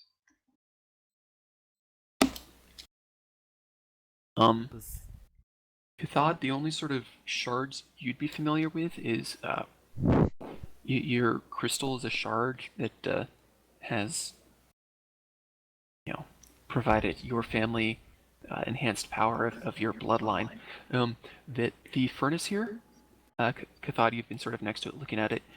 It is hot, it is warm, it is ready to go. There does not seem to be a fuel source. Just burning. It's just hot. Can I do a perception check to see if there's any like openings or? Technically, Cathod, you would actually still have detect magic up right now because it hasn't been 10 minutes. You can see that there is conjuration magic in the furnace. There's conjuring the heat and the fire, as well as you see that the weapons down on the racks down here are all magical, as well as this one carpet right here, and as well as these 3 suits of armor. Alright, I'll let everybody know. Uh, I'll magic items, you say? Answer and say I don't really have any knowledge of the nodes and all that. Yeah, you wouldn't have any knowledge of nodes or some sort of arcane network. Shards, the only thing you think of is your crystal is sort of a source of magical energy. It might be a shard of something, but your family's had it for years and years, but you've never known for a greater piece. Is there any crossbow, or anything like that that's magical laying around here? There seems to be, there's one broken bow on the ground that doesn't seem to have any magic to it. There are 2 bows, long bows, 3 maces, 3 swords, and 3 hand axes. Okay, I'll just let everybody know that there's a bunch of magical weapons and armor laying around here. The armor is magic as well. Yeah, he tells you all 3 of those are magic. Are they? What are they? Plate or They are scale? 3 sets of plate armor. I am going to try one on. Okay, so which one would you like to try on? Do I notice any significant difference between them? They all seem of equal craftsmanship. They're different styles, sort of aesthetically, but they all seem to be sort of similar.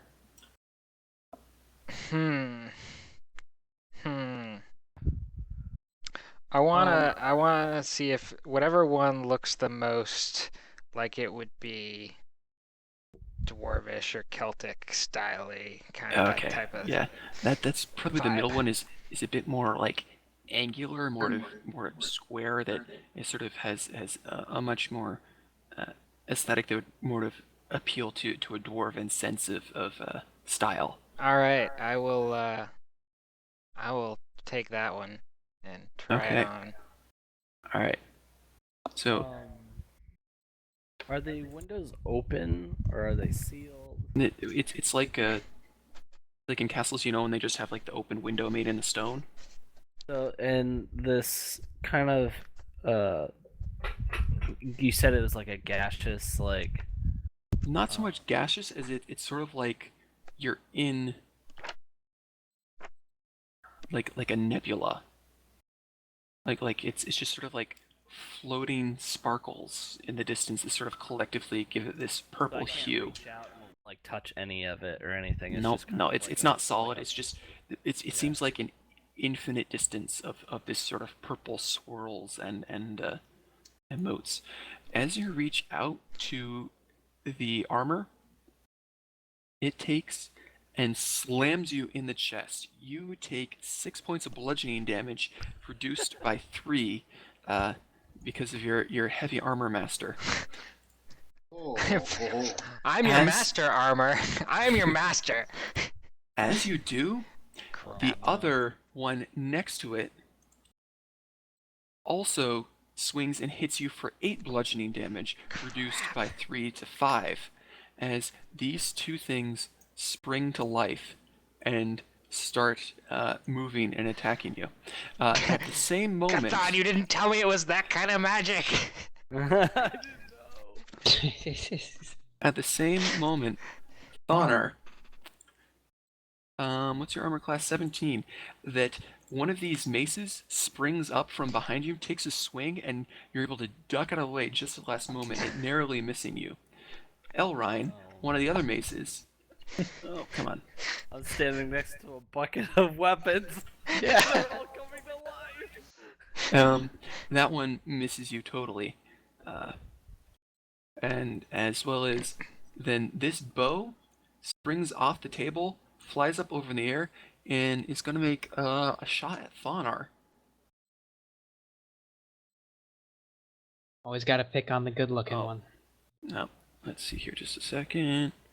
Do. I forgot to enter something into a sheet.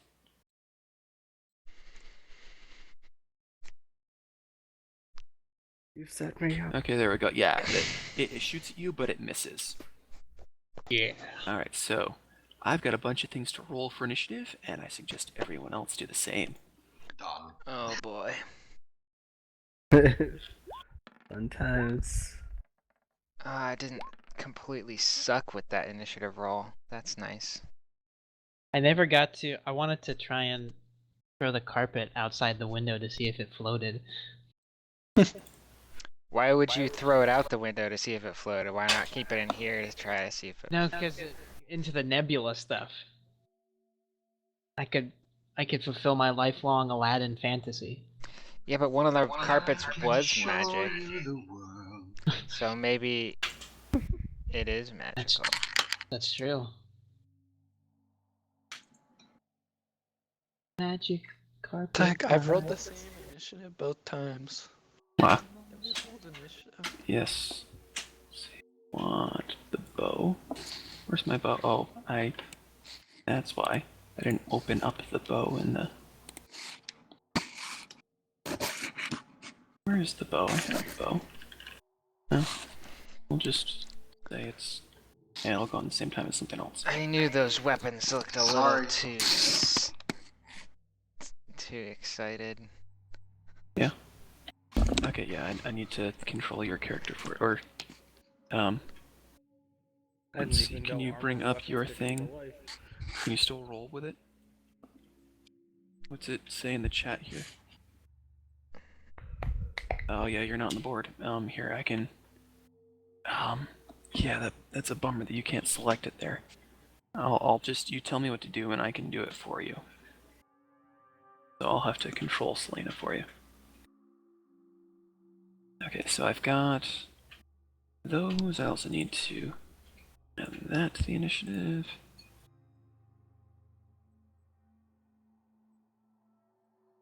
Okay, so I think... Yes, I've got everything in the proper initiative. Okay, so after the two suits of armor and two of the maces and a bow make strikes, Cathod, you're sort of waking up to this. You're first to act. Okay.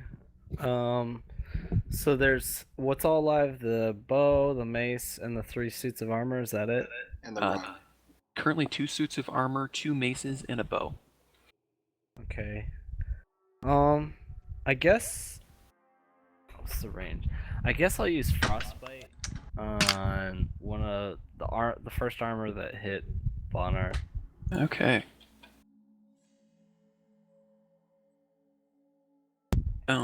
Yes.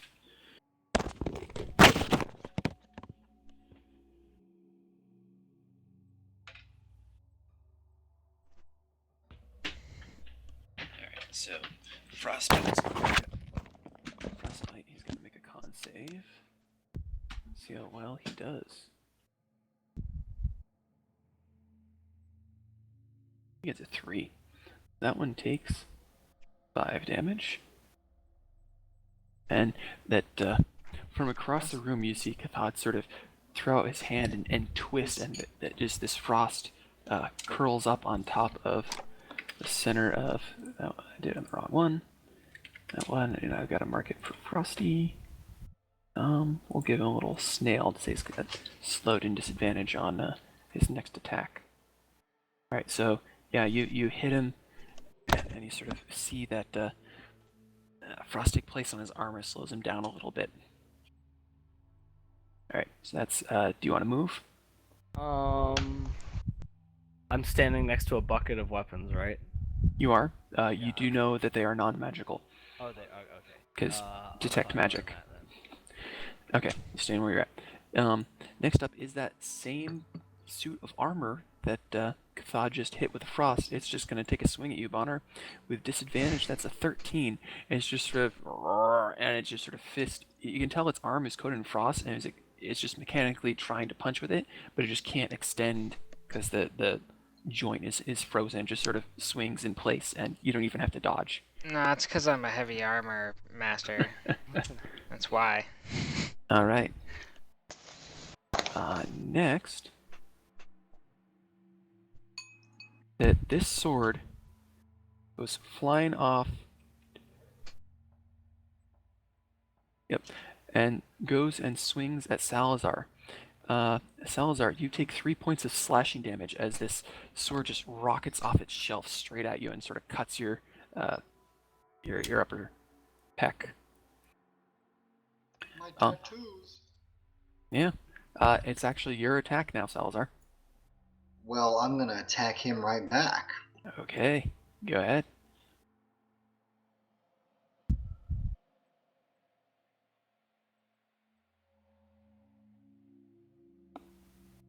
Let's see. Oh yeah, you take and let's see.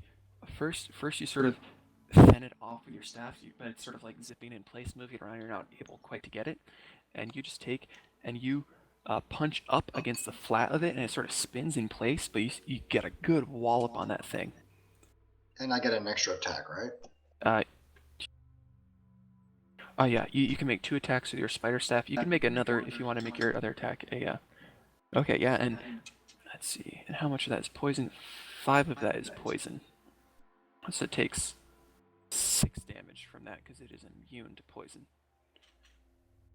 Whoever thought punching a sword And would so be effective? as it's spinning in place, they're trying to right itself. That you just sort of whack it with your staff, and there's a big sort of crack, and you can see that they're like splinter and like this sword is cracked and falling apart. All right, do you want to move? No. No, okay. This sword comes flying up and will attack Cathod. Yeah, with a 7, that's not going to do anything. Yay. All right, Bonar, it is your turn. I just, I'm kind of upset at this armor, and I'm just gonna take a swing at it. Mm-hmm. Like, come on, man. Wait, how much damage did I take? You took 3 or 5? 3, right? yes, you took only 3. All right, so that's a 16 to hit. You go and you smack it with your sword, but just glances right off the metal and leaves the faintest of scratches, but no damage. I take a second swing.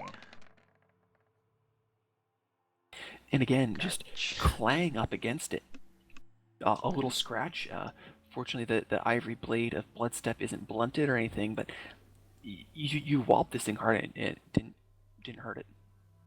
Right, actually, you can take the snail off of that because he made his attack.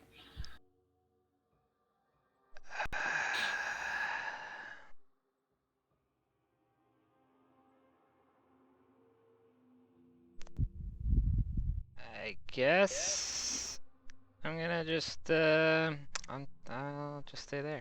I'm done. Okay. Actually, you know what? I'm gonna move 1. You're gonna step back? I'm gonna step. Well, actually, oh no, they would get an opportunity. No, I'm just Yes, they gonna stay. would. All right. I've got to look something up.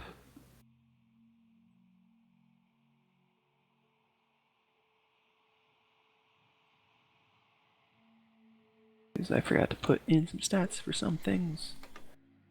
It would be difficult to beat. All right.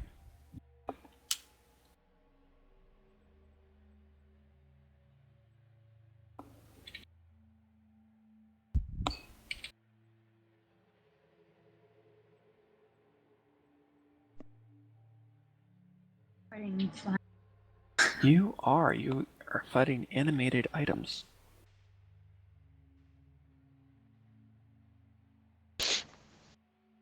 Okay. So, Bonner, that's your 2 attacks. Elrine, you're up. Can I try to grab the handle of the mace? Go ahead, make me a... You'd make an athletics check to try and grapple. Would the eyes be strength? Is there anything like where I'm just speedy that I could do? I will let you use, if you want to use a dexterity check instead of an athletics check. Just straight dexterity? Straight dex. Okay. Yeah, I'll do that. And it's going to contest that with its own... If you had chopsticks to do it with, you would get advantage. You go and you snatch around it and tries to like wiggle out of your grip, but you are currently holding on to that thing. How like resistant is like? Is it gonna like feel like it's really gonna get away if I just kind of hang on to it, or can I move? Can I just hang on? Stop hitting For yourself. now, Stop you've got a hitting good grip, yourself. but it is resisting and actively trying to pull out of your hand. Okay. Are these windows open, or is there like glass? It's just open into the expanse. Can I try to drag it over and like throw it out, or is You that may too drag many it over. actions? No, you can move a grappled creature at half speed, so you can easily get to the window with that.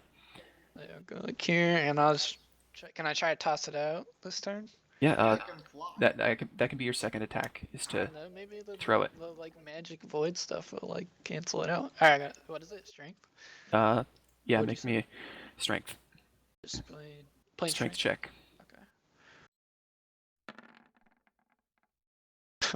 Okay. You go and you throw it, and it just sort of stops, hovers in place, and turns back, ready to attack you. Bummer. Alright, I'm just hanging out. Okay. I'm shocked. Shocked. As you do that, an axe comes off of the rack and comes over and swings at you. Oh, goodness, there's so Garbage. many weapons. And these things cannot hit for crap, and you just sort of duck out of the way. The other animated armor is going to ka-chunk, ka-chunk, ka-chunk, get behind you there, and it is going to What a make butthole. a slam at you. Selena, technically you would get an attack of opportunity. Would you want to do that? Yes. Please. Alright, so, He's coming at. he moved forward here and got behind Bonner. So you're going to use your Swift Dagger, which you should have. You don't have your. Okay, Swift Dagger has one magical bonus to it. So add that in here. Yeah, an 11 just goes clunk off of its very sturdy metal hide, and that does nothing. Right, so yep. Movement. This is not your turn. You're just able to make a reaction as this thing passed in front of you. Right now, with advantage, Bonner, this thing smashes into your armor in the back. You sort of, you're able to like put one of your heavy pauldrons into it. It would do 5 damage, reduced down to 2 damage. Okay. As you sort of get a bruise in your shoulder, but you're able to sort of get some of the blow off of you. All right. These things are slowly beating bruises onto me. Yep. And then another axe will fly off the shelf and come up here and with advantage attack Salazar with a crit. And these things do not do a ton of damage. There's just a ton of them. You take 5 points of slashing damage as this axe sort of swipes and gets you in the upper shoulder blade. Now, Selena, it is your turn. Okay. I wish I had more like active music. Oh, this needs to be on repeat is why. Yeah, sort of the abyssal sound. Okay. Do you have music playing right now? Yeah, it's not all that epic. Oh. It's just sort of meant to be sort of this ethereal, like, ooh.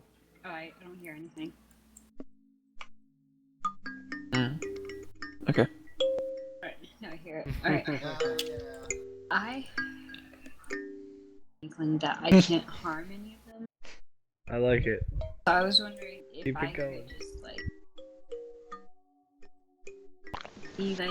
jump this guy, and like put him in a headlock and just try to like bring him down with a momentum.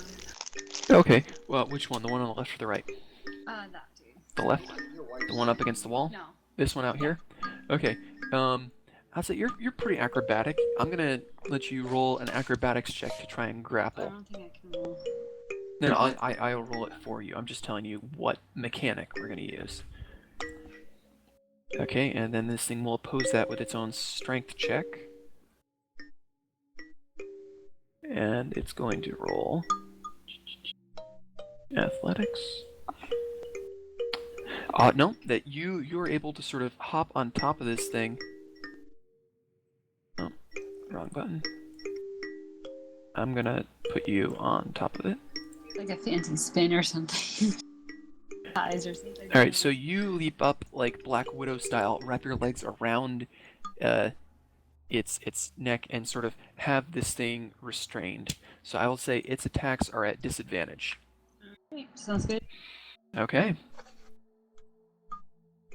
Thonar, Alright. you've seen these things leaping off of their pedestals and attacking you and your friends. Your brother and Selene are currently grappling with some animated armors. What would you like to do?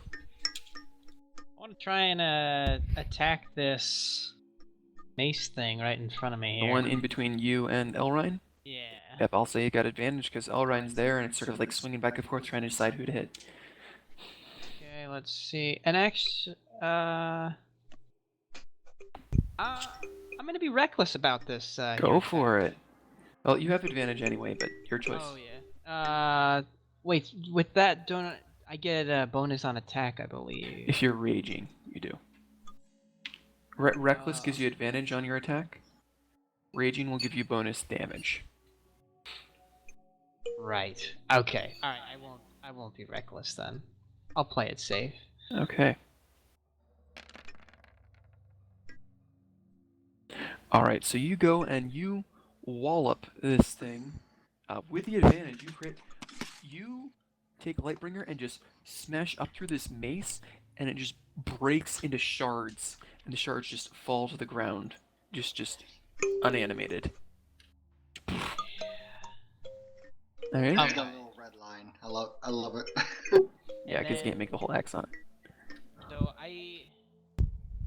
since I killed something. Oh wait, does it have to have?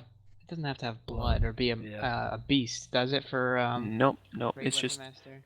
no. That's a thing with blood step. It needs blood in order to get the charges to it. I need the So blood, you have guys. both a second attack, and now you can make an attack as a bonus action. So you have 2 more attacks if you like. All right, so I'll attack this other mace here. Okay, go for it. And just as a note, I did remove the third D6 because these aren't undead. I'm Right. assuming. Okay, that one you take and you smash it up against the wall, and it's just sort of like flitting there, and you can see like arcane energy sort of trying to like maintain its flight there. All right, I'll try and attack it again. Go for it. And you smash this thing to bits, and again, it just bits and pieces fall on the floor, completely limp. All right, I'm going to. So these 2 things here are. There's an axe and a bow right there. Yeah. All right, I'm going to.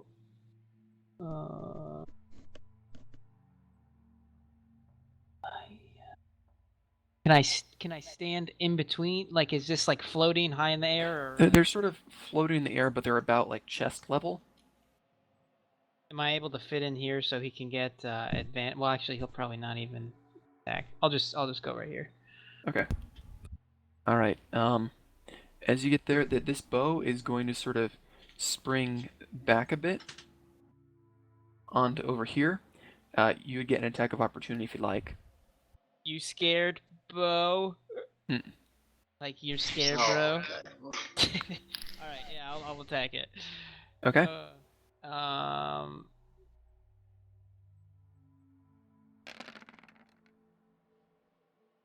And you go to hit it, but it's just sort of head flit away too quickly. You're just like, oh. And it's actually going to shoot at you. It shoots you, and an arrow sticks in you. You take 4 points of piercing damage. That's rude. Very rude. All right, Cathod, it's your turn again. Alright. There's a sword right in front of you. I am gonna use Magic Missile on. I guess all 3 at that sword. All 3 at this one right in front of you. Yeah. Okay. How tough these things are. Roll that magic missile. So a total of 11 points of damage. So just these, you just like point blank these missiles straight in, and it just sort of shudders, and you see again sort of its the energy is animating it because you still have detect magic up, so you can sort of see it sort of like pulsing up and down, trying to keep this thing afloat. But it's still right there. That's your action. You've got your movement, as well as a bonus action if you wanted.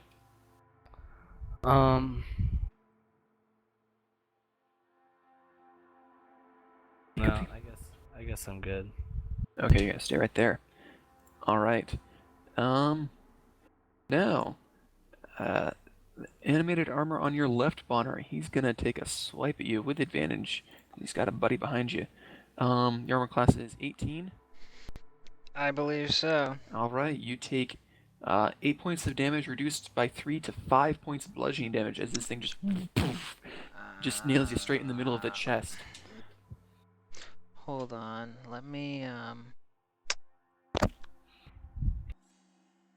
I think. Yeah. You're gonna parry. Reduced by 6, so with your Great Weapon Master, that just negates it. There we go. He goes and he swings at you, he's about to hit you, and you just take your sword and just sort of pushes his fist away with a flourish. Alright. Alright, let's see, where's this fellow? This is the one, okay, you're directly in front of. Salazar is going to make a swipe at you. Salazar, you take 3 points of slashing damage as this thing just sort of comes in and nicks on the side of your thigh. It's more annoying than anything. Yeah, these things are just going to nickel and dime you guys down. And Salazar, it's your go. Okay, so I'm gonna do a flurry of blows. So I'm just gonna burn a key point. All right, so you get attacks two and weapon unarmed attacks and 2 unarmed. Yep. So and tell me in order, do them one at a time so I can determine what happens, and then you can redirect to a new target if you succeed at destroying one. So I'm gonna attack the one on my right. Mm-hmm. The little hammer or axe or whatever. It's yeah, that's an axe. Yeah. First. Mm-hmm. All right, and just sort of you're able to hit it a little, but it's just sort of a glancing blow, doesn't damage it. And then I'm gonna do another swing at it with the spider staff again. Okay. Oh, and that will hit. Now let's see here. Let's see, that's -2 because it's immune to poison. So that's a total of 13 damage. Yeah, you hit this thing and like break off a little bit of the wooden handle, but the metal head and the rest of the handle are still flying around. I'm also gonna direct an unarmed strike to the one on my left and to one in front of me. Okay, first the one on the left. Yeah, and you go to swing, and this thing sort of focused on Cathide sort of swoops out of the way, and your fist just comes short a little. And then the one below you. Okay, and that's you rolled it, and sort of using the momentum off that you punch forward, and you just continue the spin, bring up your heel, and kick into this one in front of you, and that one, it sort of bends a little and just falls to the floor and isn't moving. So it didn't shatter, but whatever magic animating it has been dissipated. And I'm gonna step back with that provoke opportunity. You are mobile, so no, you have attacked each one of these, and so they cannot take reactions against you. There we go. Okay. All right. So now, the sword in front will attack Thod. That will not hit. So this thing sort of sweeps at you, and you sort of deflect it with the glass staff. Bonner, you're up. Oh, it's me.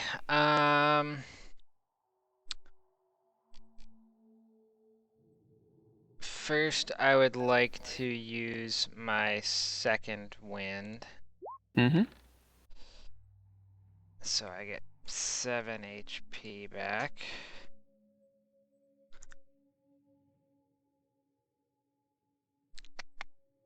Okay, so that's a bonus action. Okay, so I will, on the right side of me, is there Armor and Selena? Selena's sort of wrapped around, legs around the head, Okay. and sort of also like restraining the arms. You could totally like hit it from like mid torso down to its legs. You could totally bash into those legs without worrying about hitting Selena. Yeah, I'll go for that. Okay. Um, Now she's restraining its ability to attack, but not its ability to sort of like shuffle and move out of the way to deflect blows. okay. So you're not going to have advantage on this, but you can totally attack it. All right. Doesn't matter. I just rolled better on the first one. All right.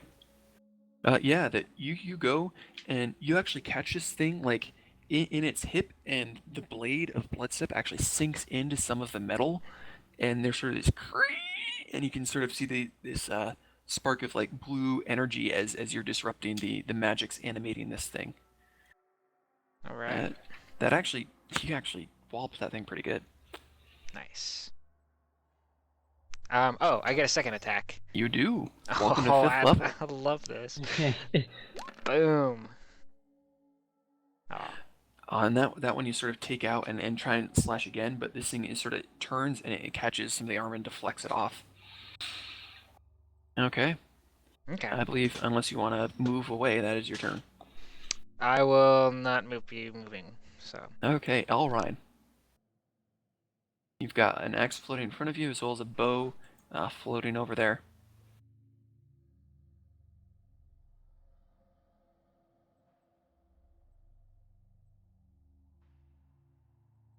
Is the Daniel muted? Sorry, yeah, I forgot the headset does that. Yeah, I'll just go for the bow. All right, with what weapon? With your bow? My bow. Okay, you are at disadvantage because you currently have an enemy right in front of you. All right. Also, you're shooting at a stick. Yeah. Yeah. You know, I believe in myself. Minor details. 12. At disadvantage? Oh, at disadvantage. Yeah, it's not going to hit either way, but let's... Yeah. So that's your first attack. All right. Do that thing then. I'll just go for the armor that Selena's not standing on. Okay, so the one on the left? Yeah. Alright. And it is damaged, so if you hit, you'll do Colossus. Okay. And I'll switch my hunter's mark over because I still have that up. Yes, you would. Okay. Let's see, you have not taken any damage, have you? Me? Right. No. Not yet. Okay, so I didn't need to make a con check for that. Yep. So I got 19. 19, that will hit. Okay. So as you know, sort of Bonner's cut between these two and sort of the back and forth of the fight, you sort of see a moment where there's a weak spot on the underside of its armor, as its arm is raised. 18. 18, goodness gracious. Alright, so that arrow like disappears inside of the armor and sort of clangs, and Bonner, you can tell, sort of like made a dent on the other side trying to get out. Yeah, that did quite a bit. And I'm just gonna stay next to this axe. I'm not Okay. gonna move away. Oh yeah, technically I should have had you make that at disadvantage. Oh, that one? Do you want me to do it again? No, I'll let that one stand, but Alright. yeah, moving forward. Okay. Not liking that you're tossing arrows at things, the axe right in front of you is going to attack you, Elrine. Oh, and miss terribly. Goodness, you think these things individually are not powerful, but you think the law of averages should catch up. Yeah. All right.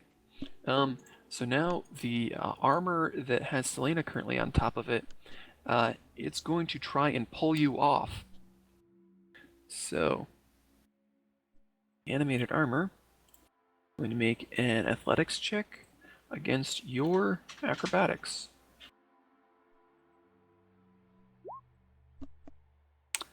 And you fumble. And so this thing is able to grab both your legs and toss you backwards. And because it's a critical fail, I'm going to say that you are now prone on the ground right there. Alright? Was that my acrobatics? Yeah. You rolled a 1 plus 11. Yeah. Yeah, goodness. Max dex and expertise in acrobatics. Alright. Okay.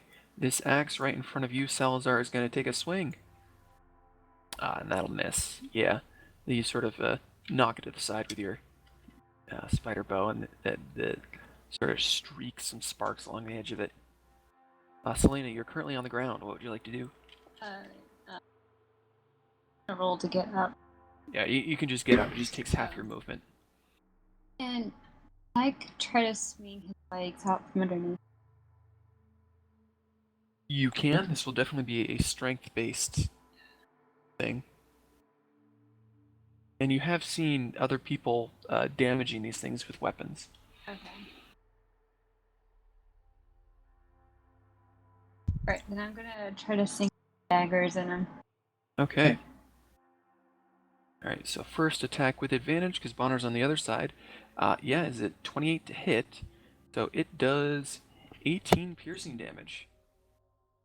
And so with that strike, Selena, you sort of get it, like right in the neck, and rake your blade down, and there's a flash of blue energy as this thing collapses to the ground. That's your attack. You could use your bonus action to make an offhand attack if you wanted to go for something. Go with the one that has like that mark. Yeah, the hunter's mark. Alright. So you go over here and you're gonna make but this does not get sneak attack, and it's minus the offhand. So that does 6 points of damage to this thing. Alright, and so again you sort of jab your dagger towards the weak spots in the armor, and there's this flash of blue energy as you're disturbing the magic that's animating these things, but that one's still standing. Okay, Thonar. There's an axe right in front of you. Alright. I'm going to step down here Mm-hmm. and attack this little Yeah. axe guy. Go for it.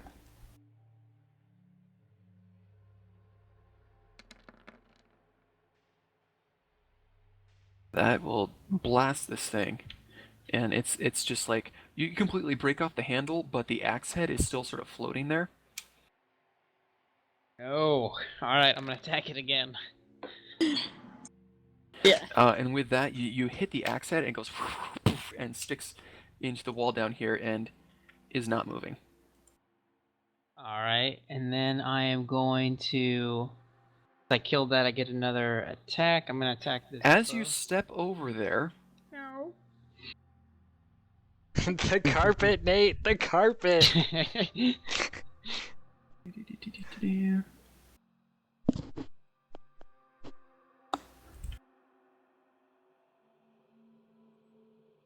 the carpet comes up and wraps completely around you. Oh man. The bow was no idiot. It didn't know what it was doing. And you take 11 points of bludgeoning damage, and you are restrained, blinded, and at risk of suffocating Oh man. as this carpet reaps up and completely encases you. So you're completely blind, and you cannot move. At 11? 11 points? Yep. Okay. Alright. Alright, so, I think that's the end of your turn. Okay, and as you're there, let's see, the bow... Let's go ahead and shoot at Elrine. No.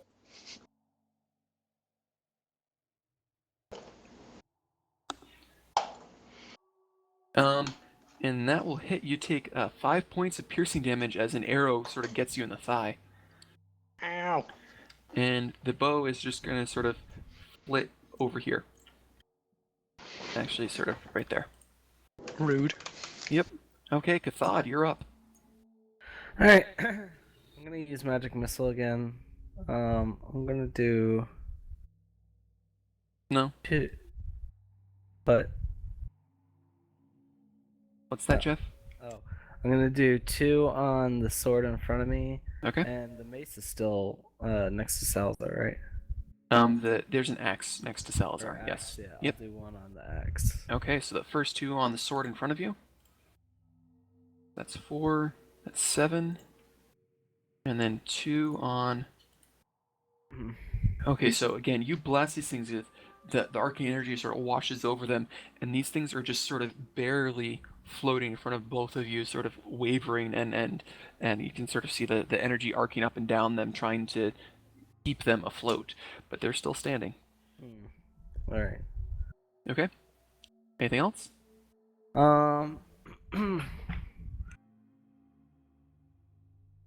See. Yeah, I'm gonna use the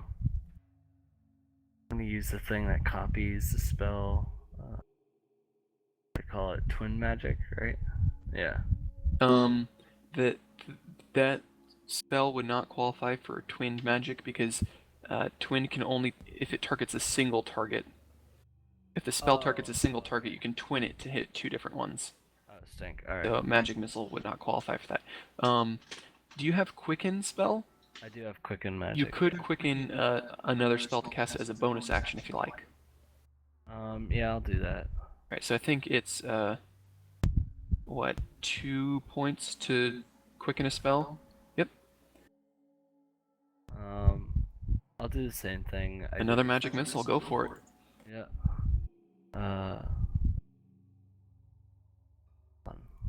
Another set of 3. I just put that in to sort of separate between the 2 other ones. Alright, so sort of the same deal. Yeah. No, it's just gonna be the one on the first one and then 2. 1 on the first one, then 2 on the other. Okay, so you go sort of one hand throw 3 darts. Seeing that's not enough, you just sort of, conjure, drawing on your essence of magic that is your sorcerer's bloodline, and just channel magic through the other hand and throw 3 more darts, and both of these things just shatter into bits and are just in pieces on the ground. The hilts separate from the blades in multiple pieces. The axe, the rest of the handle breaks, and the axe head also cracks into a couple pieces. So you have your movement if you'd like. Yeah. How far? Let's see. Yeah, I'll move down there. Oh wait, there's the bow over here, right? There's a bow right there. Yes. Yeah, I'll move over by the bow. Okay. Alright, and then... Alright, now this animated armor doesn't like that Selena stuck it in the neck, so it's gonna attack you, which will hit. You take 3 bludgeoning damage. That brings you down to 41. And that's that thing's turn. Let's see. Now on to the Rug of Smothering. Look who's standing on it. Yeah, it's just gonna continue to hold you there, Thonar. It loves me. So it's just, yep, it's got you good. What best And friend? that flying sword is dead. Salazar, it's your turn.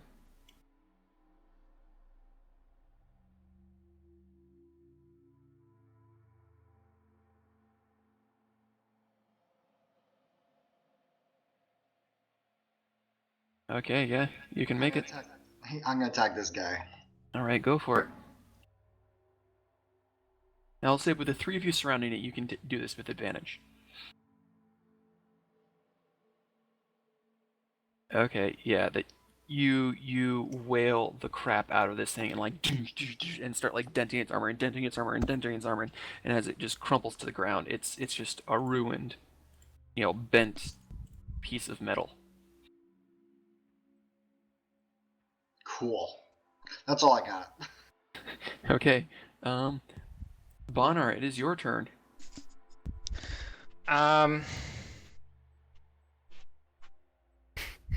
Your brother is currently smothered Yeah, inside a yeah, carpet. that's Just chop it.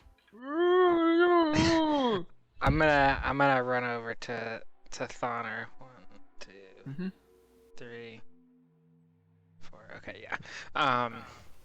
And I'm gonna attempt to remove the. I'm carpet. just gonna try to pry it off him, basically. Okay, make an athletics check.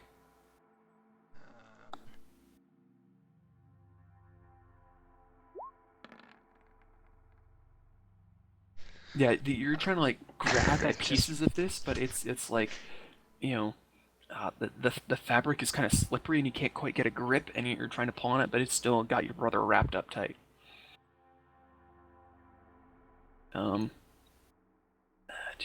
Yeah, I'd say that was your action. Hold on, is this a bonus? If they get 2 actions. 2 attacks. If you take the attack action, you get 2 attacks, but it's still considered a single attack action. Okay, I'm gonna use my bonus action to cast Rally and say, "Don't worry, brother, I'll get you out of this," and give him 8 temporary hit points. Excellent. All right, so Thonar, Yeah. you're able to do your character sheet even though I can't put it on your thing. Okay. Yep. All right. Elrine, you're up. Cool. Bonner's currently wrapped inside a carpet, and there's a bow floating over by Cathod. I will. I'm just gonna hit it, I guess, with my sword. The carpet. But yeah. Okay. Definitely not. All right, and this thing is, Set it on I'm gonna say, fire. is prone on the ground, so you have advantage on this attack. But what are you attacking with? Your short swords? Yeah, my sword. How thick is this I rolled a carpet? nine- Just out I of rolled a curiosity. 19. It's a pretty thick shag, as well as it's magically enchanted. Would you roll? 19. That'll hit. Roll damage. Cool. Decapitated Thonar in the process. It's D6 for this, right? For a short sword, d6 plus your dex. Cool. 6. Okay. So as you hit it, you hear Thonar scream out as he also takes some of the damage. Thonar, you take 3 points of slashing damage. Okay. Take it off your temporary hit points. You take it off your temporary hit points. Yep. I'm glad I did that. I forgot to move Hunter's Mark over. So can I kind of do that in between my 2 attacks? You can do it in between your 2 attacks, yes. Alright, so I'll have As you're like, oh crap, yeah. and then I'll attack again. All right. I get advantage still? Yeah, this thing's prone on the ground. Okay. I rolled another 19. That'll hit. He won't take the Hunter's Mark He damage. will not take Hunter's Mark. Okay, so for the attack, I roll a 1. And for Hunter's Mark, I roll a 5, and then my dex is 4. I don't know how you want to do Okay, that. so also roll a d8 for Colossus Slayer. Oh, right, I didn't do that last time, but that's okay. Well, it wasn't damaged It only before. does Oh, okay. Once per turn, too, yeah. Okay, so you rolled a 1 plus what was the d8? 4. 4. Okay, so that's 5. What's your dex? 4. 4. So that's 9. It will take 5. Thonar, you will take 4. And then Hunter's Mark is 5. Hunter's Mark is 5? Okay. So you see that that I'll be these slashes have sort of worn away at some of the fibers of this thing, and it's sort of splitting in some places, but it's still holding on to them pretty darn good. All right, that's all right, sir. Selena, you're up.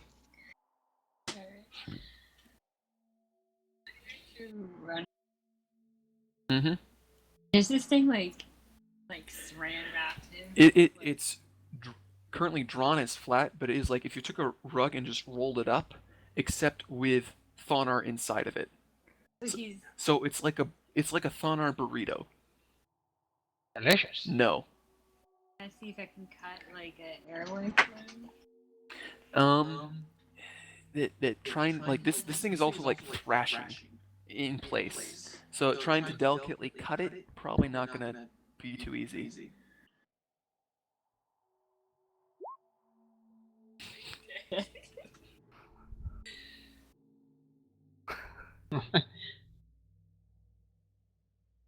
It was fraying in some areas.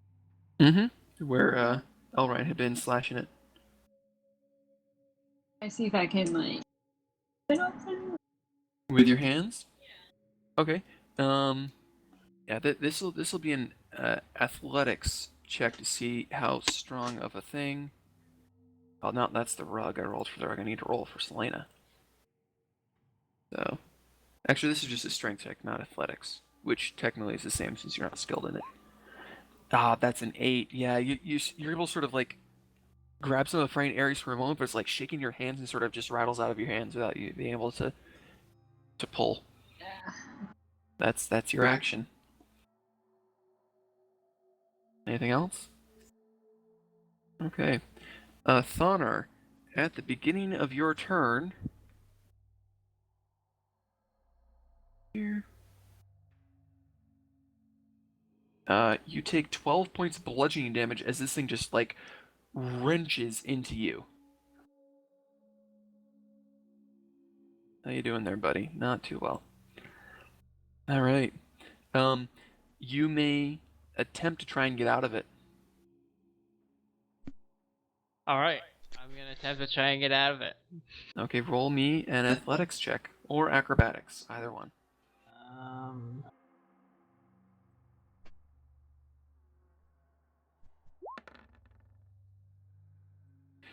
You guys see as Thonar just goes "Ah!" and hulks out of this thing.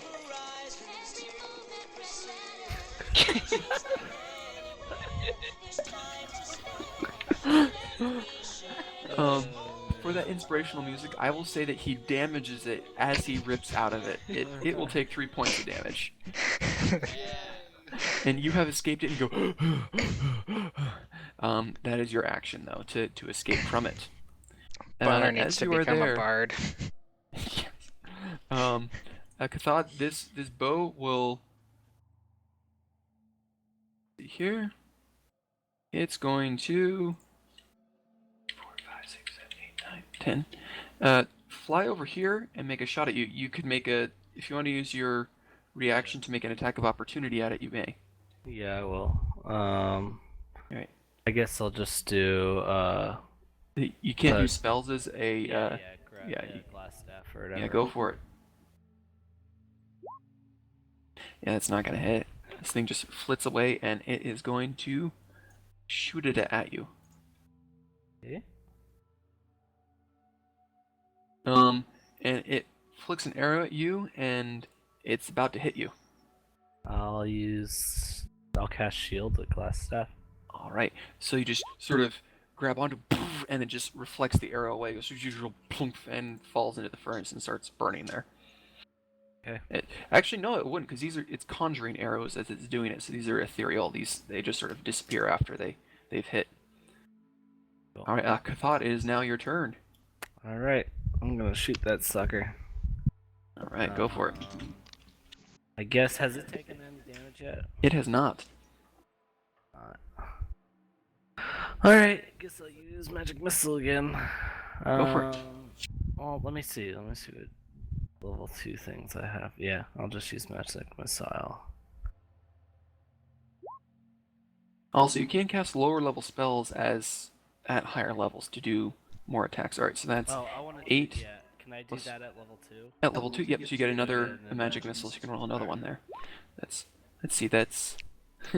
Ooh, nice. You see as like these 4 missiles go and then just converge and goes and this bow just breaks into bits. And stops right there. It's count. Wombo combo. Yep. All right, so that's your action, Cathod. Anything else you want to do? I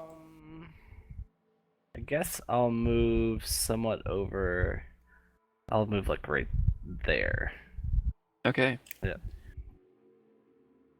On its turn, seeing that Thonar was quite strong at getting out, it's going to try for the more frail-looking target and go for Selena. All right, so it's going to. Yeah, it's going to get you. All right, so Selena, you take 12 points of bludgeoning damage as this thing wraps around you. Is it the same one that got him? Yeah, it's the same one. So let's see. Selena, first I'm going to give you your 12 damage. It's 41 minus 12. Oh, I can actually do it in this one. I can't do it on the monster ones. Yeah. All right, and you are now restrained by this thing, and it is crushing and smothering you. All right. Salazar. I got it to work. Hey, nice. Oh Is goodness, this- yeah. Is the armor in front of me alive? That thing is not moved. Okay, I'm not worried about it then. What else is alive around here? Currently, the only thing left moving that's not a friend of yours I is bet this you rug thought that's this- currently smothering Selena. I bet you thought this armor was alive. Attack it. Nope. Chuck tester. Please don't break any bones. All right, you're Break all attacking your it. bones. All right, swing away. Sweeping cinder strike. All right, and again, this thing is prone on the ground with Selena, so I'll give you advantage on this. Okay, so that's 11 plus. Actually, yeah, everything hits. So that's 11 plus 12. Actually, I'm going to say there's no poison damage because it's immune to poison, and that would not transfer to Selena. So first, that's 6 plus 7 is 13, and 13 plus 6 is 19. So that's going to be 10 to it, 9 to Selena. Sorry. Uh, I have a feeling we could have handled this better. So. oh, somehow your HP, this is supposed to be 29. Somehow your HP is all going away. 20 minus 9. So you're now at 20. All right. Okay, so Salazar, that's your turn. All right, Bonner. How's So the you just how's saw the carpet Salazar looking? beat the crap out of the carpet is fraying and falling apart in bits and pieces. I think you see one of Selena's legs sticking out of the hole. I grab the corner of the carpet and I yank it like the ripcord on a top. Nice. Make me an athletics check. Or strength, just strength check, not athletics. Okay.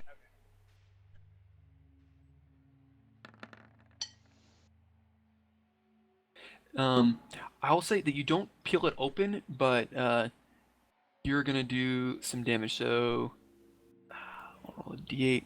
You do 8 points of damage to this thing. I take it back. You take and you rip this thing in half as you pull part of it off. You rip off the lower half that's covering Selena's legs, so her legs are kicking there, and then the top just unfurls around her head, and she goes on her back on the ground, just sprawled there. Nice. And so this thing been ripped in half and is gonzo. So I'm gonna say it's there, but I'll put it to back. And so it's currently laying on the ground, and all of you sort of catch your breath for a moment as nothing else seems to be moving in this room. Can I stay away from the carpet? I'm What's he saying? Stay away from the carpets, while panting. Stay away from the carpets. after I catch my breath, I'm gonna grab the carpet and throw it out the window here. Which one? The one your magic brother just... Okay. Yeah. So you throw it out the window, and it just flutters down, down, down into oblivion. Gone. I'm I gonna trample get. on this one. You trample on that one, it scuffs it up good. I want to go investigate this last set of armor and see. Cathod, you did not take any damage. You still have Detect Magic up. You can see that there's currently a magic axe, a magic sword, a magic mace, a magic bow, and a magic set of armor. Are they? How many of them are in that bucket? None. It's the ones left on the shelves and the one right in front of Bonner. Alright, I'm gonna yell out to everybody and let them know that there's still magic stuff in here. Okay. Um. As well as make a perception check. Okay.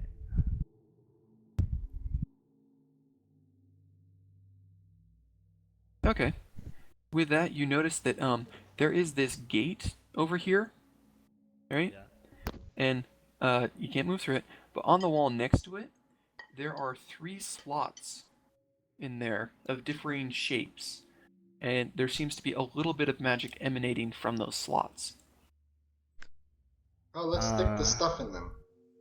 I grab one of the axes and put it in one of the slots. Okay, so you take the axe. Oh, that's the carpet. I don't want the carpet. I want the axe. You put it in there. Ka-chunk. Fits in place. I figured it out. Alright, I'm gonna grab one of the swords and. Sword. All right, you go and you stick it in the sword-shaped slot. Ka-chunk. Sticks in place. While they're doing this, I want to try putting this armor on. Okay. You pull it apart. It is finely crafted. It is just armor on an armor stand. And you're able to unbuckle everything. It's beautifully crafted, pretty cool looking too, and doesn't seem as the other like non-magical items in this area have weathered over time. This thing's still in pristine condition. It's some nice armor. What was the Sweet. last thing that was magical? The mace. There's a mace and a bow. Yeah, I'll do the bow, I guess. You Wait. go over. There's no place to really shove the bow in there. Okay. The I'll mace. drop the the bow mace. and get the mace and do the mace. I'll grab the bow. You stuff the mace in there, and this gate. Up. I assume this is heavy plate armor. A high five. Yes, this is full plate armor. Okay. It is magical. You'd have to take some time with it to figure out what it does. Yeah, but I was just checking for the other stuff. So okay. So technically, I will delete that off. I the am map. taking the time to put it on. So I Okay. think, what is yeah, that, that'll like be half about an hour? 10, it's 10 about minutes? 10 minutes. Okay. 10 minutes for that. So you've picked up that armor and are currently wearing it. Elrond, you said you took the bow. Yeah, I was gonna grab Yeah. the bow. Yeah, this thing is finely crafted. It almost has like a hum to it, not audible. Yeah, I understand, but it sort of resonates. That you aren't sure what Cathod was experiencing. There's probably something similar to that. I had picked it up, right? Would I have noticed anything in particular about it? You would have noticed the same sort of thing about it. This sort of had a little hum to it. Okay. But like no stats or special abilities or anything. like that? You would have to take some time to examine it, and I would say actually during the time that it takes Bonar to put on his armor, because you have to tech magic up, you'd sort of be able to look at the magic that's. I say we enchanted in. may as well take some time now anyway to rest up, take a short rest. Okay. So you guys, you can go ahead and take a short rest. You can spend hit dice if you so desire. You get back your various resources that were charged in a short rest, as well as Cathod. We're doing sort of a change where at 5th level, on a short rest, you gain back 2 sorcery points Oh, that's cool. an hour.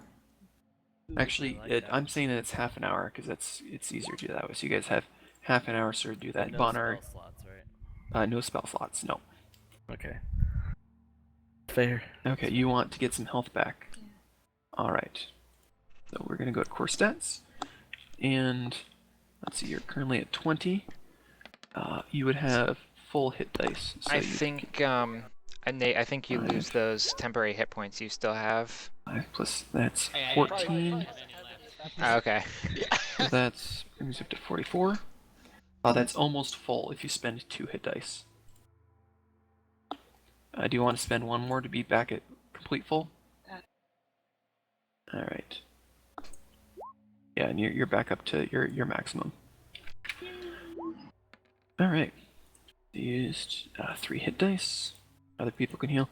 So Bonar, during the short rest, you sort of feel the armor, and that you can get a sense that this armor is connected to another plane of existence.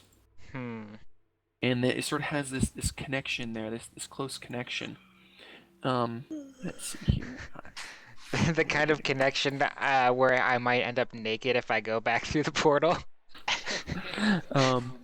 This finely crafted plate armor is attuned to the ethereal plane and requires attunement 1. Attuned to this armor, you may use a bonus action to summon or dismiss it from the ethereal plane. You have armor that you can instantly have off and instantly back on. That's He's cool. gonna use it for flashing. Poof.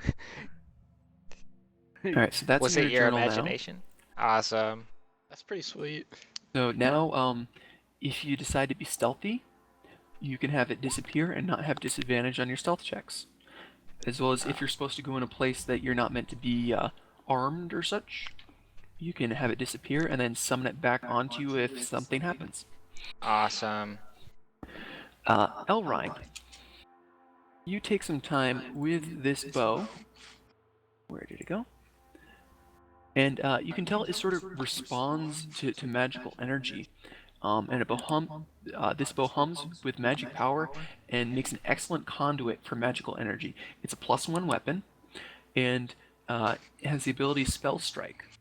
When you hit a creature with an attack from this weapon, you may expend a spell slot to do additional force damage to the target. The extra damage is 2d8 for a first level spell slot, plus 1d8 for each spell level higher than first, up to a maximum of 5d8. Spell Sap. When you roll a critical strike with this weapon, you regain a first level spell slot. If you have not used a first level spell slot, you gain 1 additional temporary slot. You cannot have more than 1 temporary spell slot from this feature. Sweet. Awesome. I will. Yeah, I'll clip that. I'm gonna keep my old one though, because it's from the homeland. Yeah, you got sentimental value on that fellow. Connections. Yep. Alright, so, yeah. You guys have a couple new trinkets. You got to read an interesting diary. You had a scuffle with a whole bunch of animated weapons and armor. And who knows what else you might find in the tower. I think we man. will find out next week.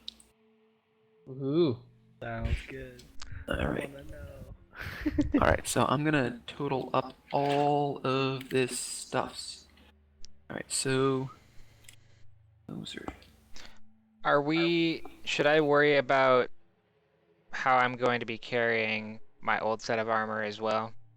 I'd say you can sort of pack it up, and using the leather straps that exist for attaching it to itself, you can sort of not put it in If your it's backpack, but hang it easier from your back. actually for now, because it doesn't have any more advantage to We could sell it. AC, right? Correct. new It's the armor? exact same AC. So I could keep the old armor on and just phase that one out for now. That you could. You absolutely can. That's Or I actually could pretty ingenious. actually I'm gonna phase the other armor out and keep on that regular plate. Yeah. And put on the regular plate so that if I somehow lose that plate, I can go bam and have armor on again. Yeah, that. I can't imagine somebody being able to rip your armor off of you, but that could happen. I mean, in hostage situations, you never know what's gonna happen. Yep. Alright, so let's see here. I'm totaling up experience to give you guys. Okay, so these are 50 each. Or 50 for the zombie ogre. The poor undead that didn't get to do a darn thing. Oh, level 5, man. 200 each. Then... yeah, those are...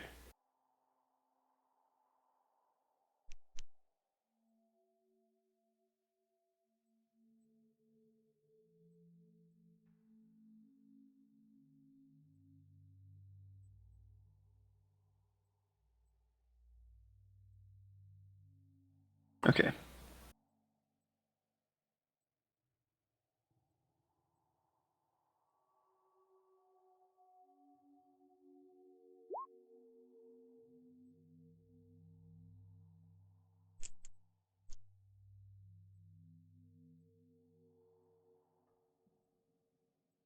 Okay. Everybody, you get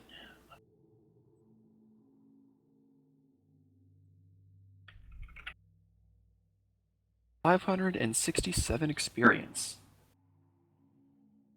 Nice. And I'll total that up for you, Gretchen.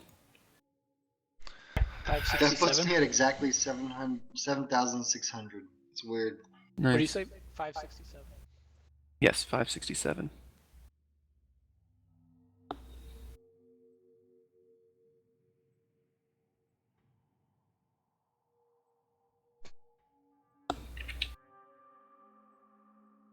Okay, funsies.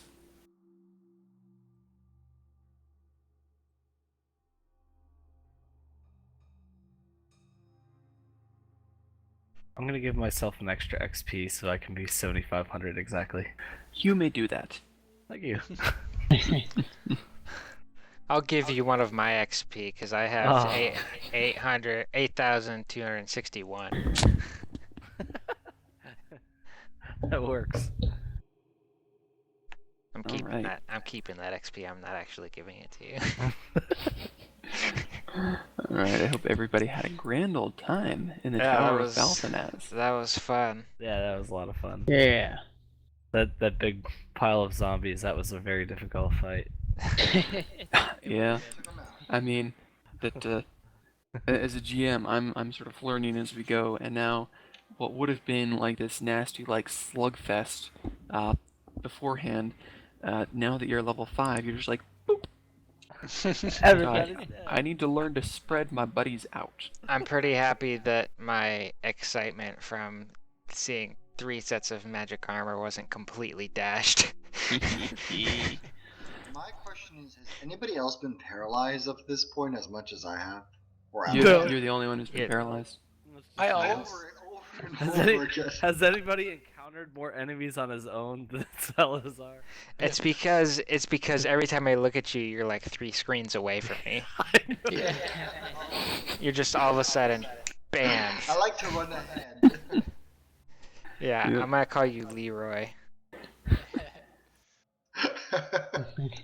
Leroy. Leroy Munkins. I get paralyzed a lot though. I really do. I almost took lesser restoration for my second level spell, but I was like, nah, I'll take this other one.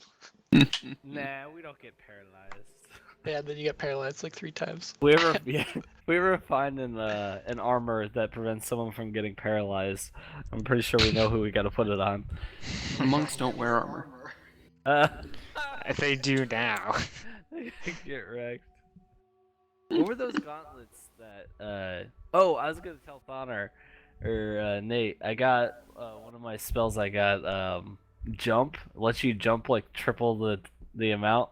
So with the other thing, it lets you walk on walls and like ceilings and stuff.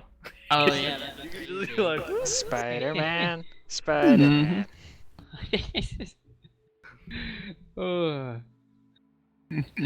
Now, if we're standing on the ceiling, does the blood rush to our head and cause us to feel very faint? Yes, after a while. Not instantaneously, but if you hang out up there, which I actually had Nate roll a constitution check when he was first skedaddling around with those the spider boots. And also, So, like, what was that? I was gonna say, like, this fight lasted like a few rounds. Each round is 6 seconds, so this was at most like half a minute. So even if he had spent the entire time upside down, sort of the rush of combat, he wouldn't necessarily have noticed. It's all rushing to his head. Then afterward, he would have been like, oh. So it doesn't have too much of a practical effect in the moment.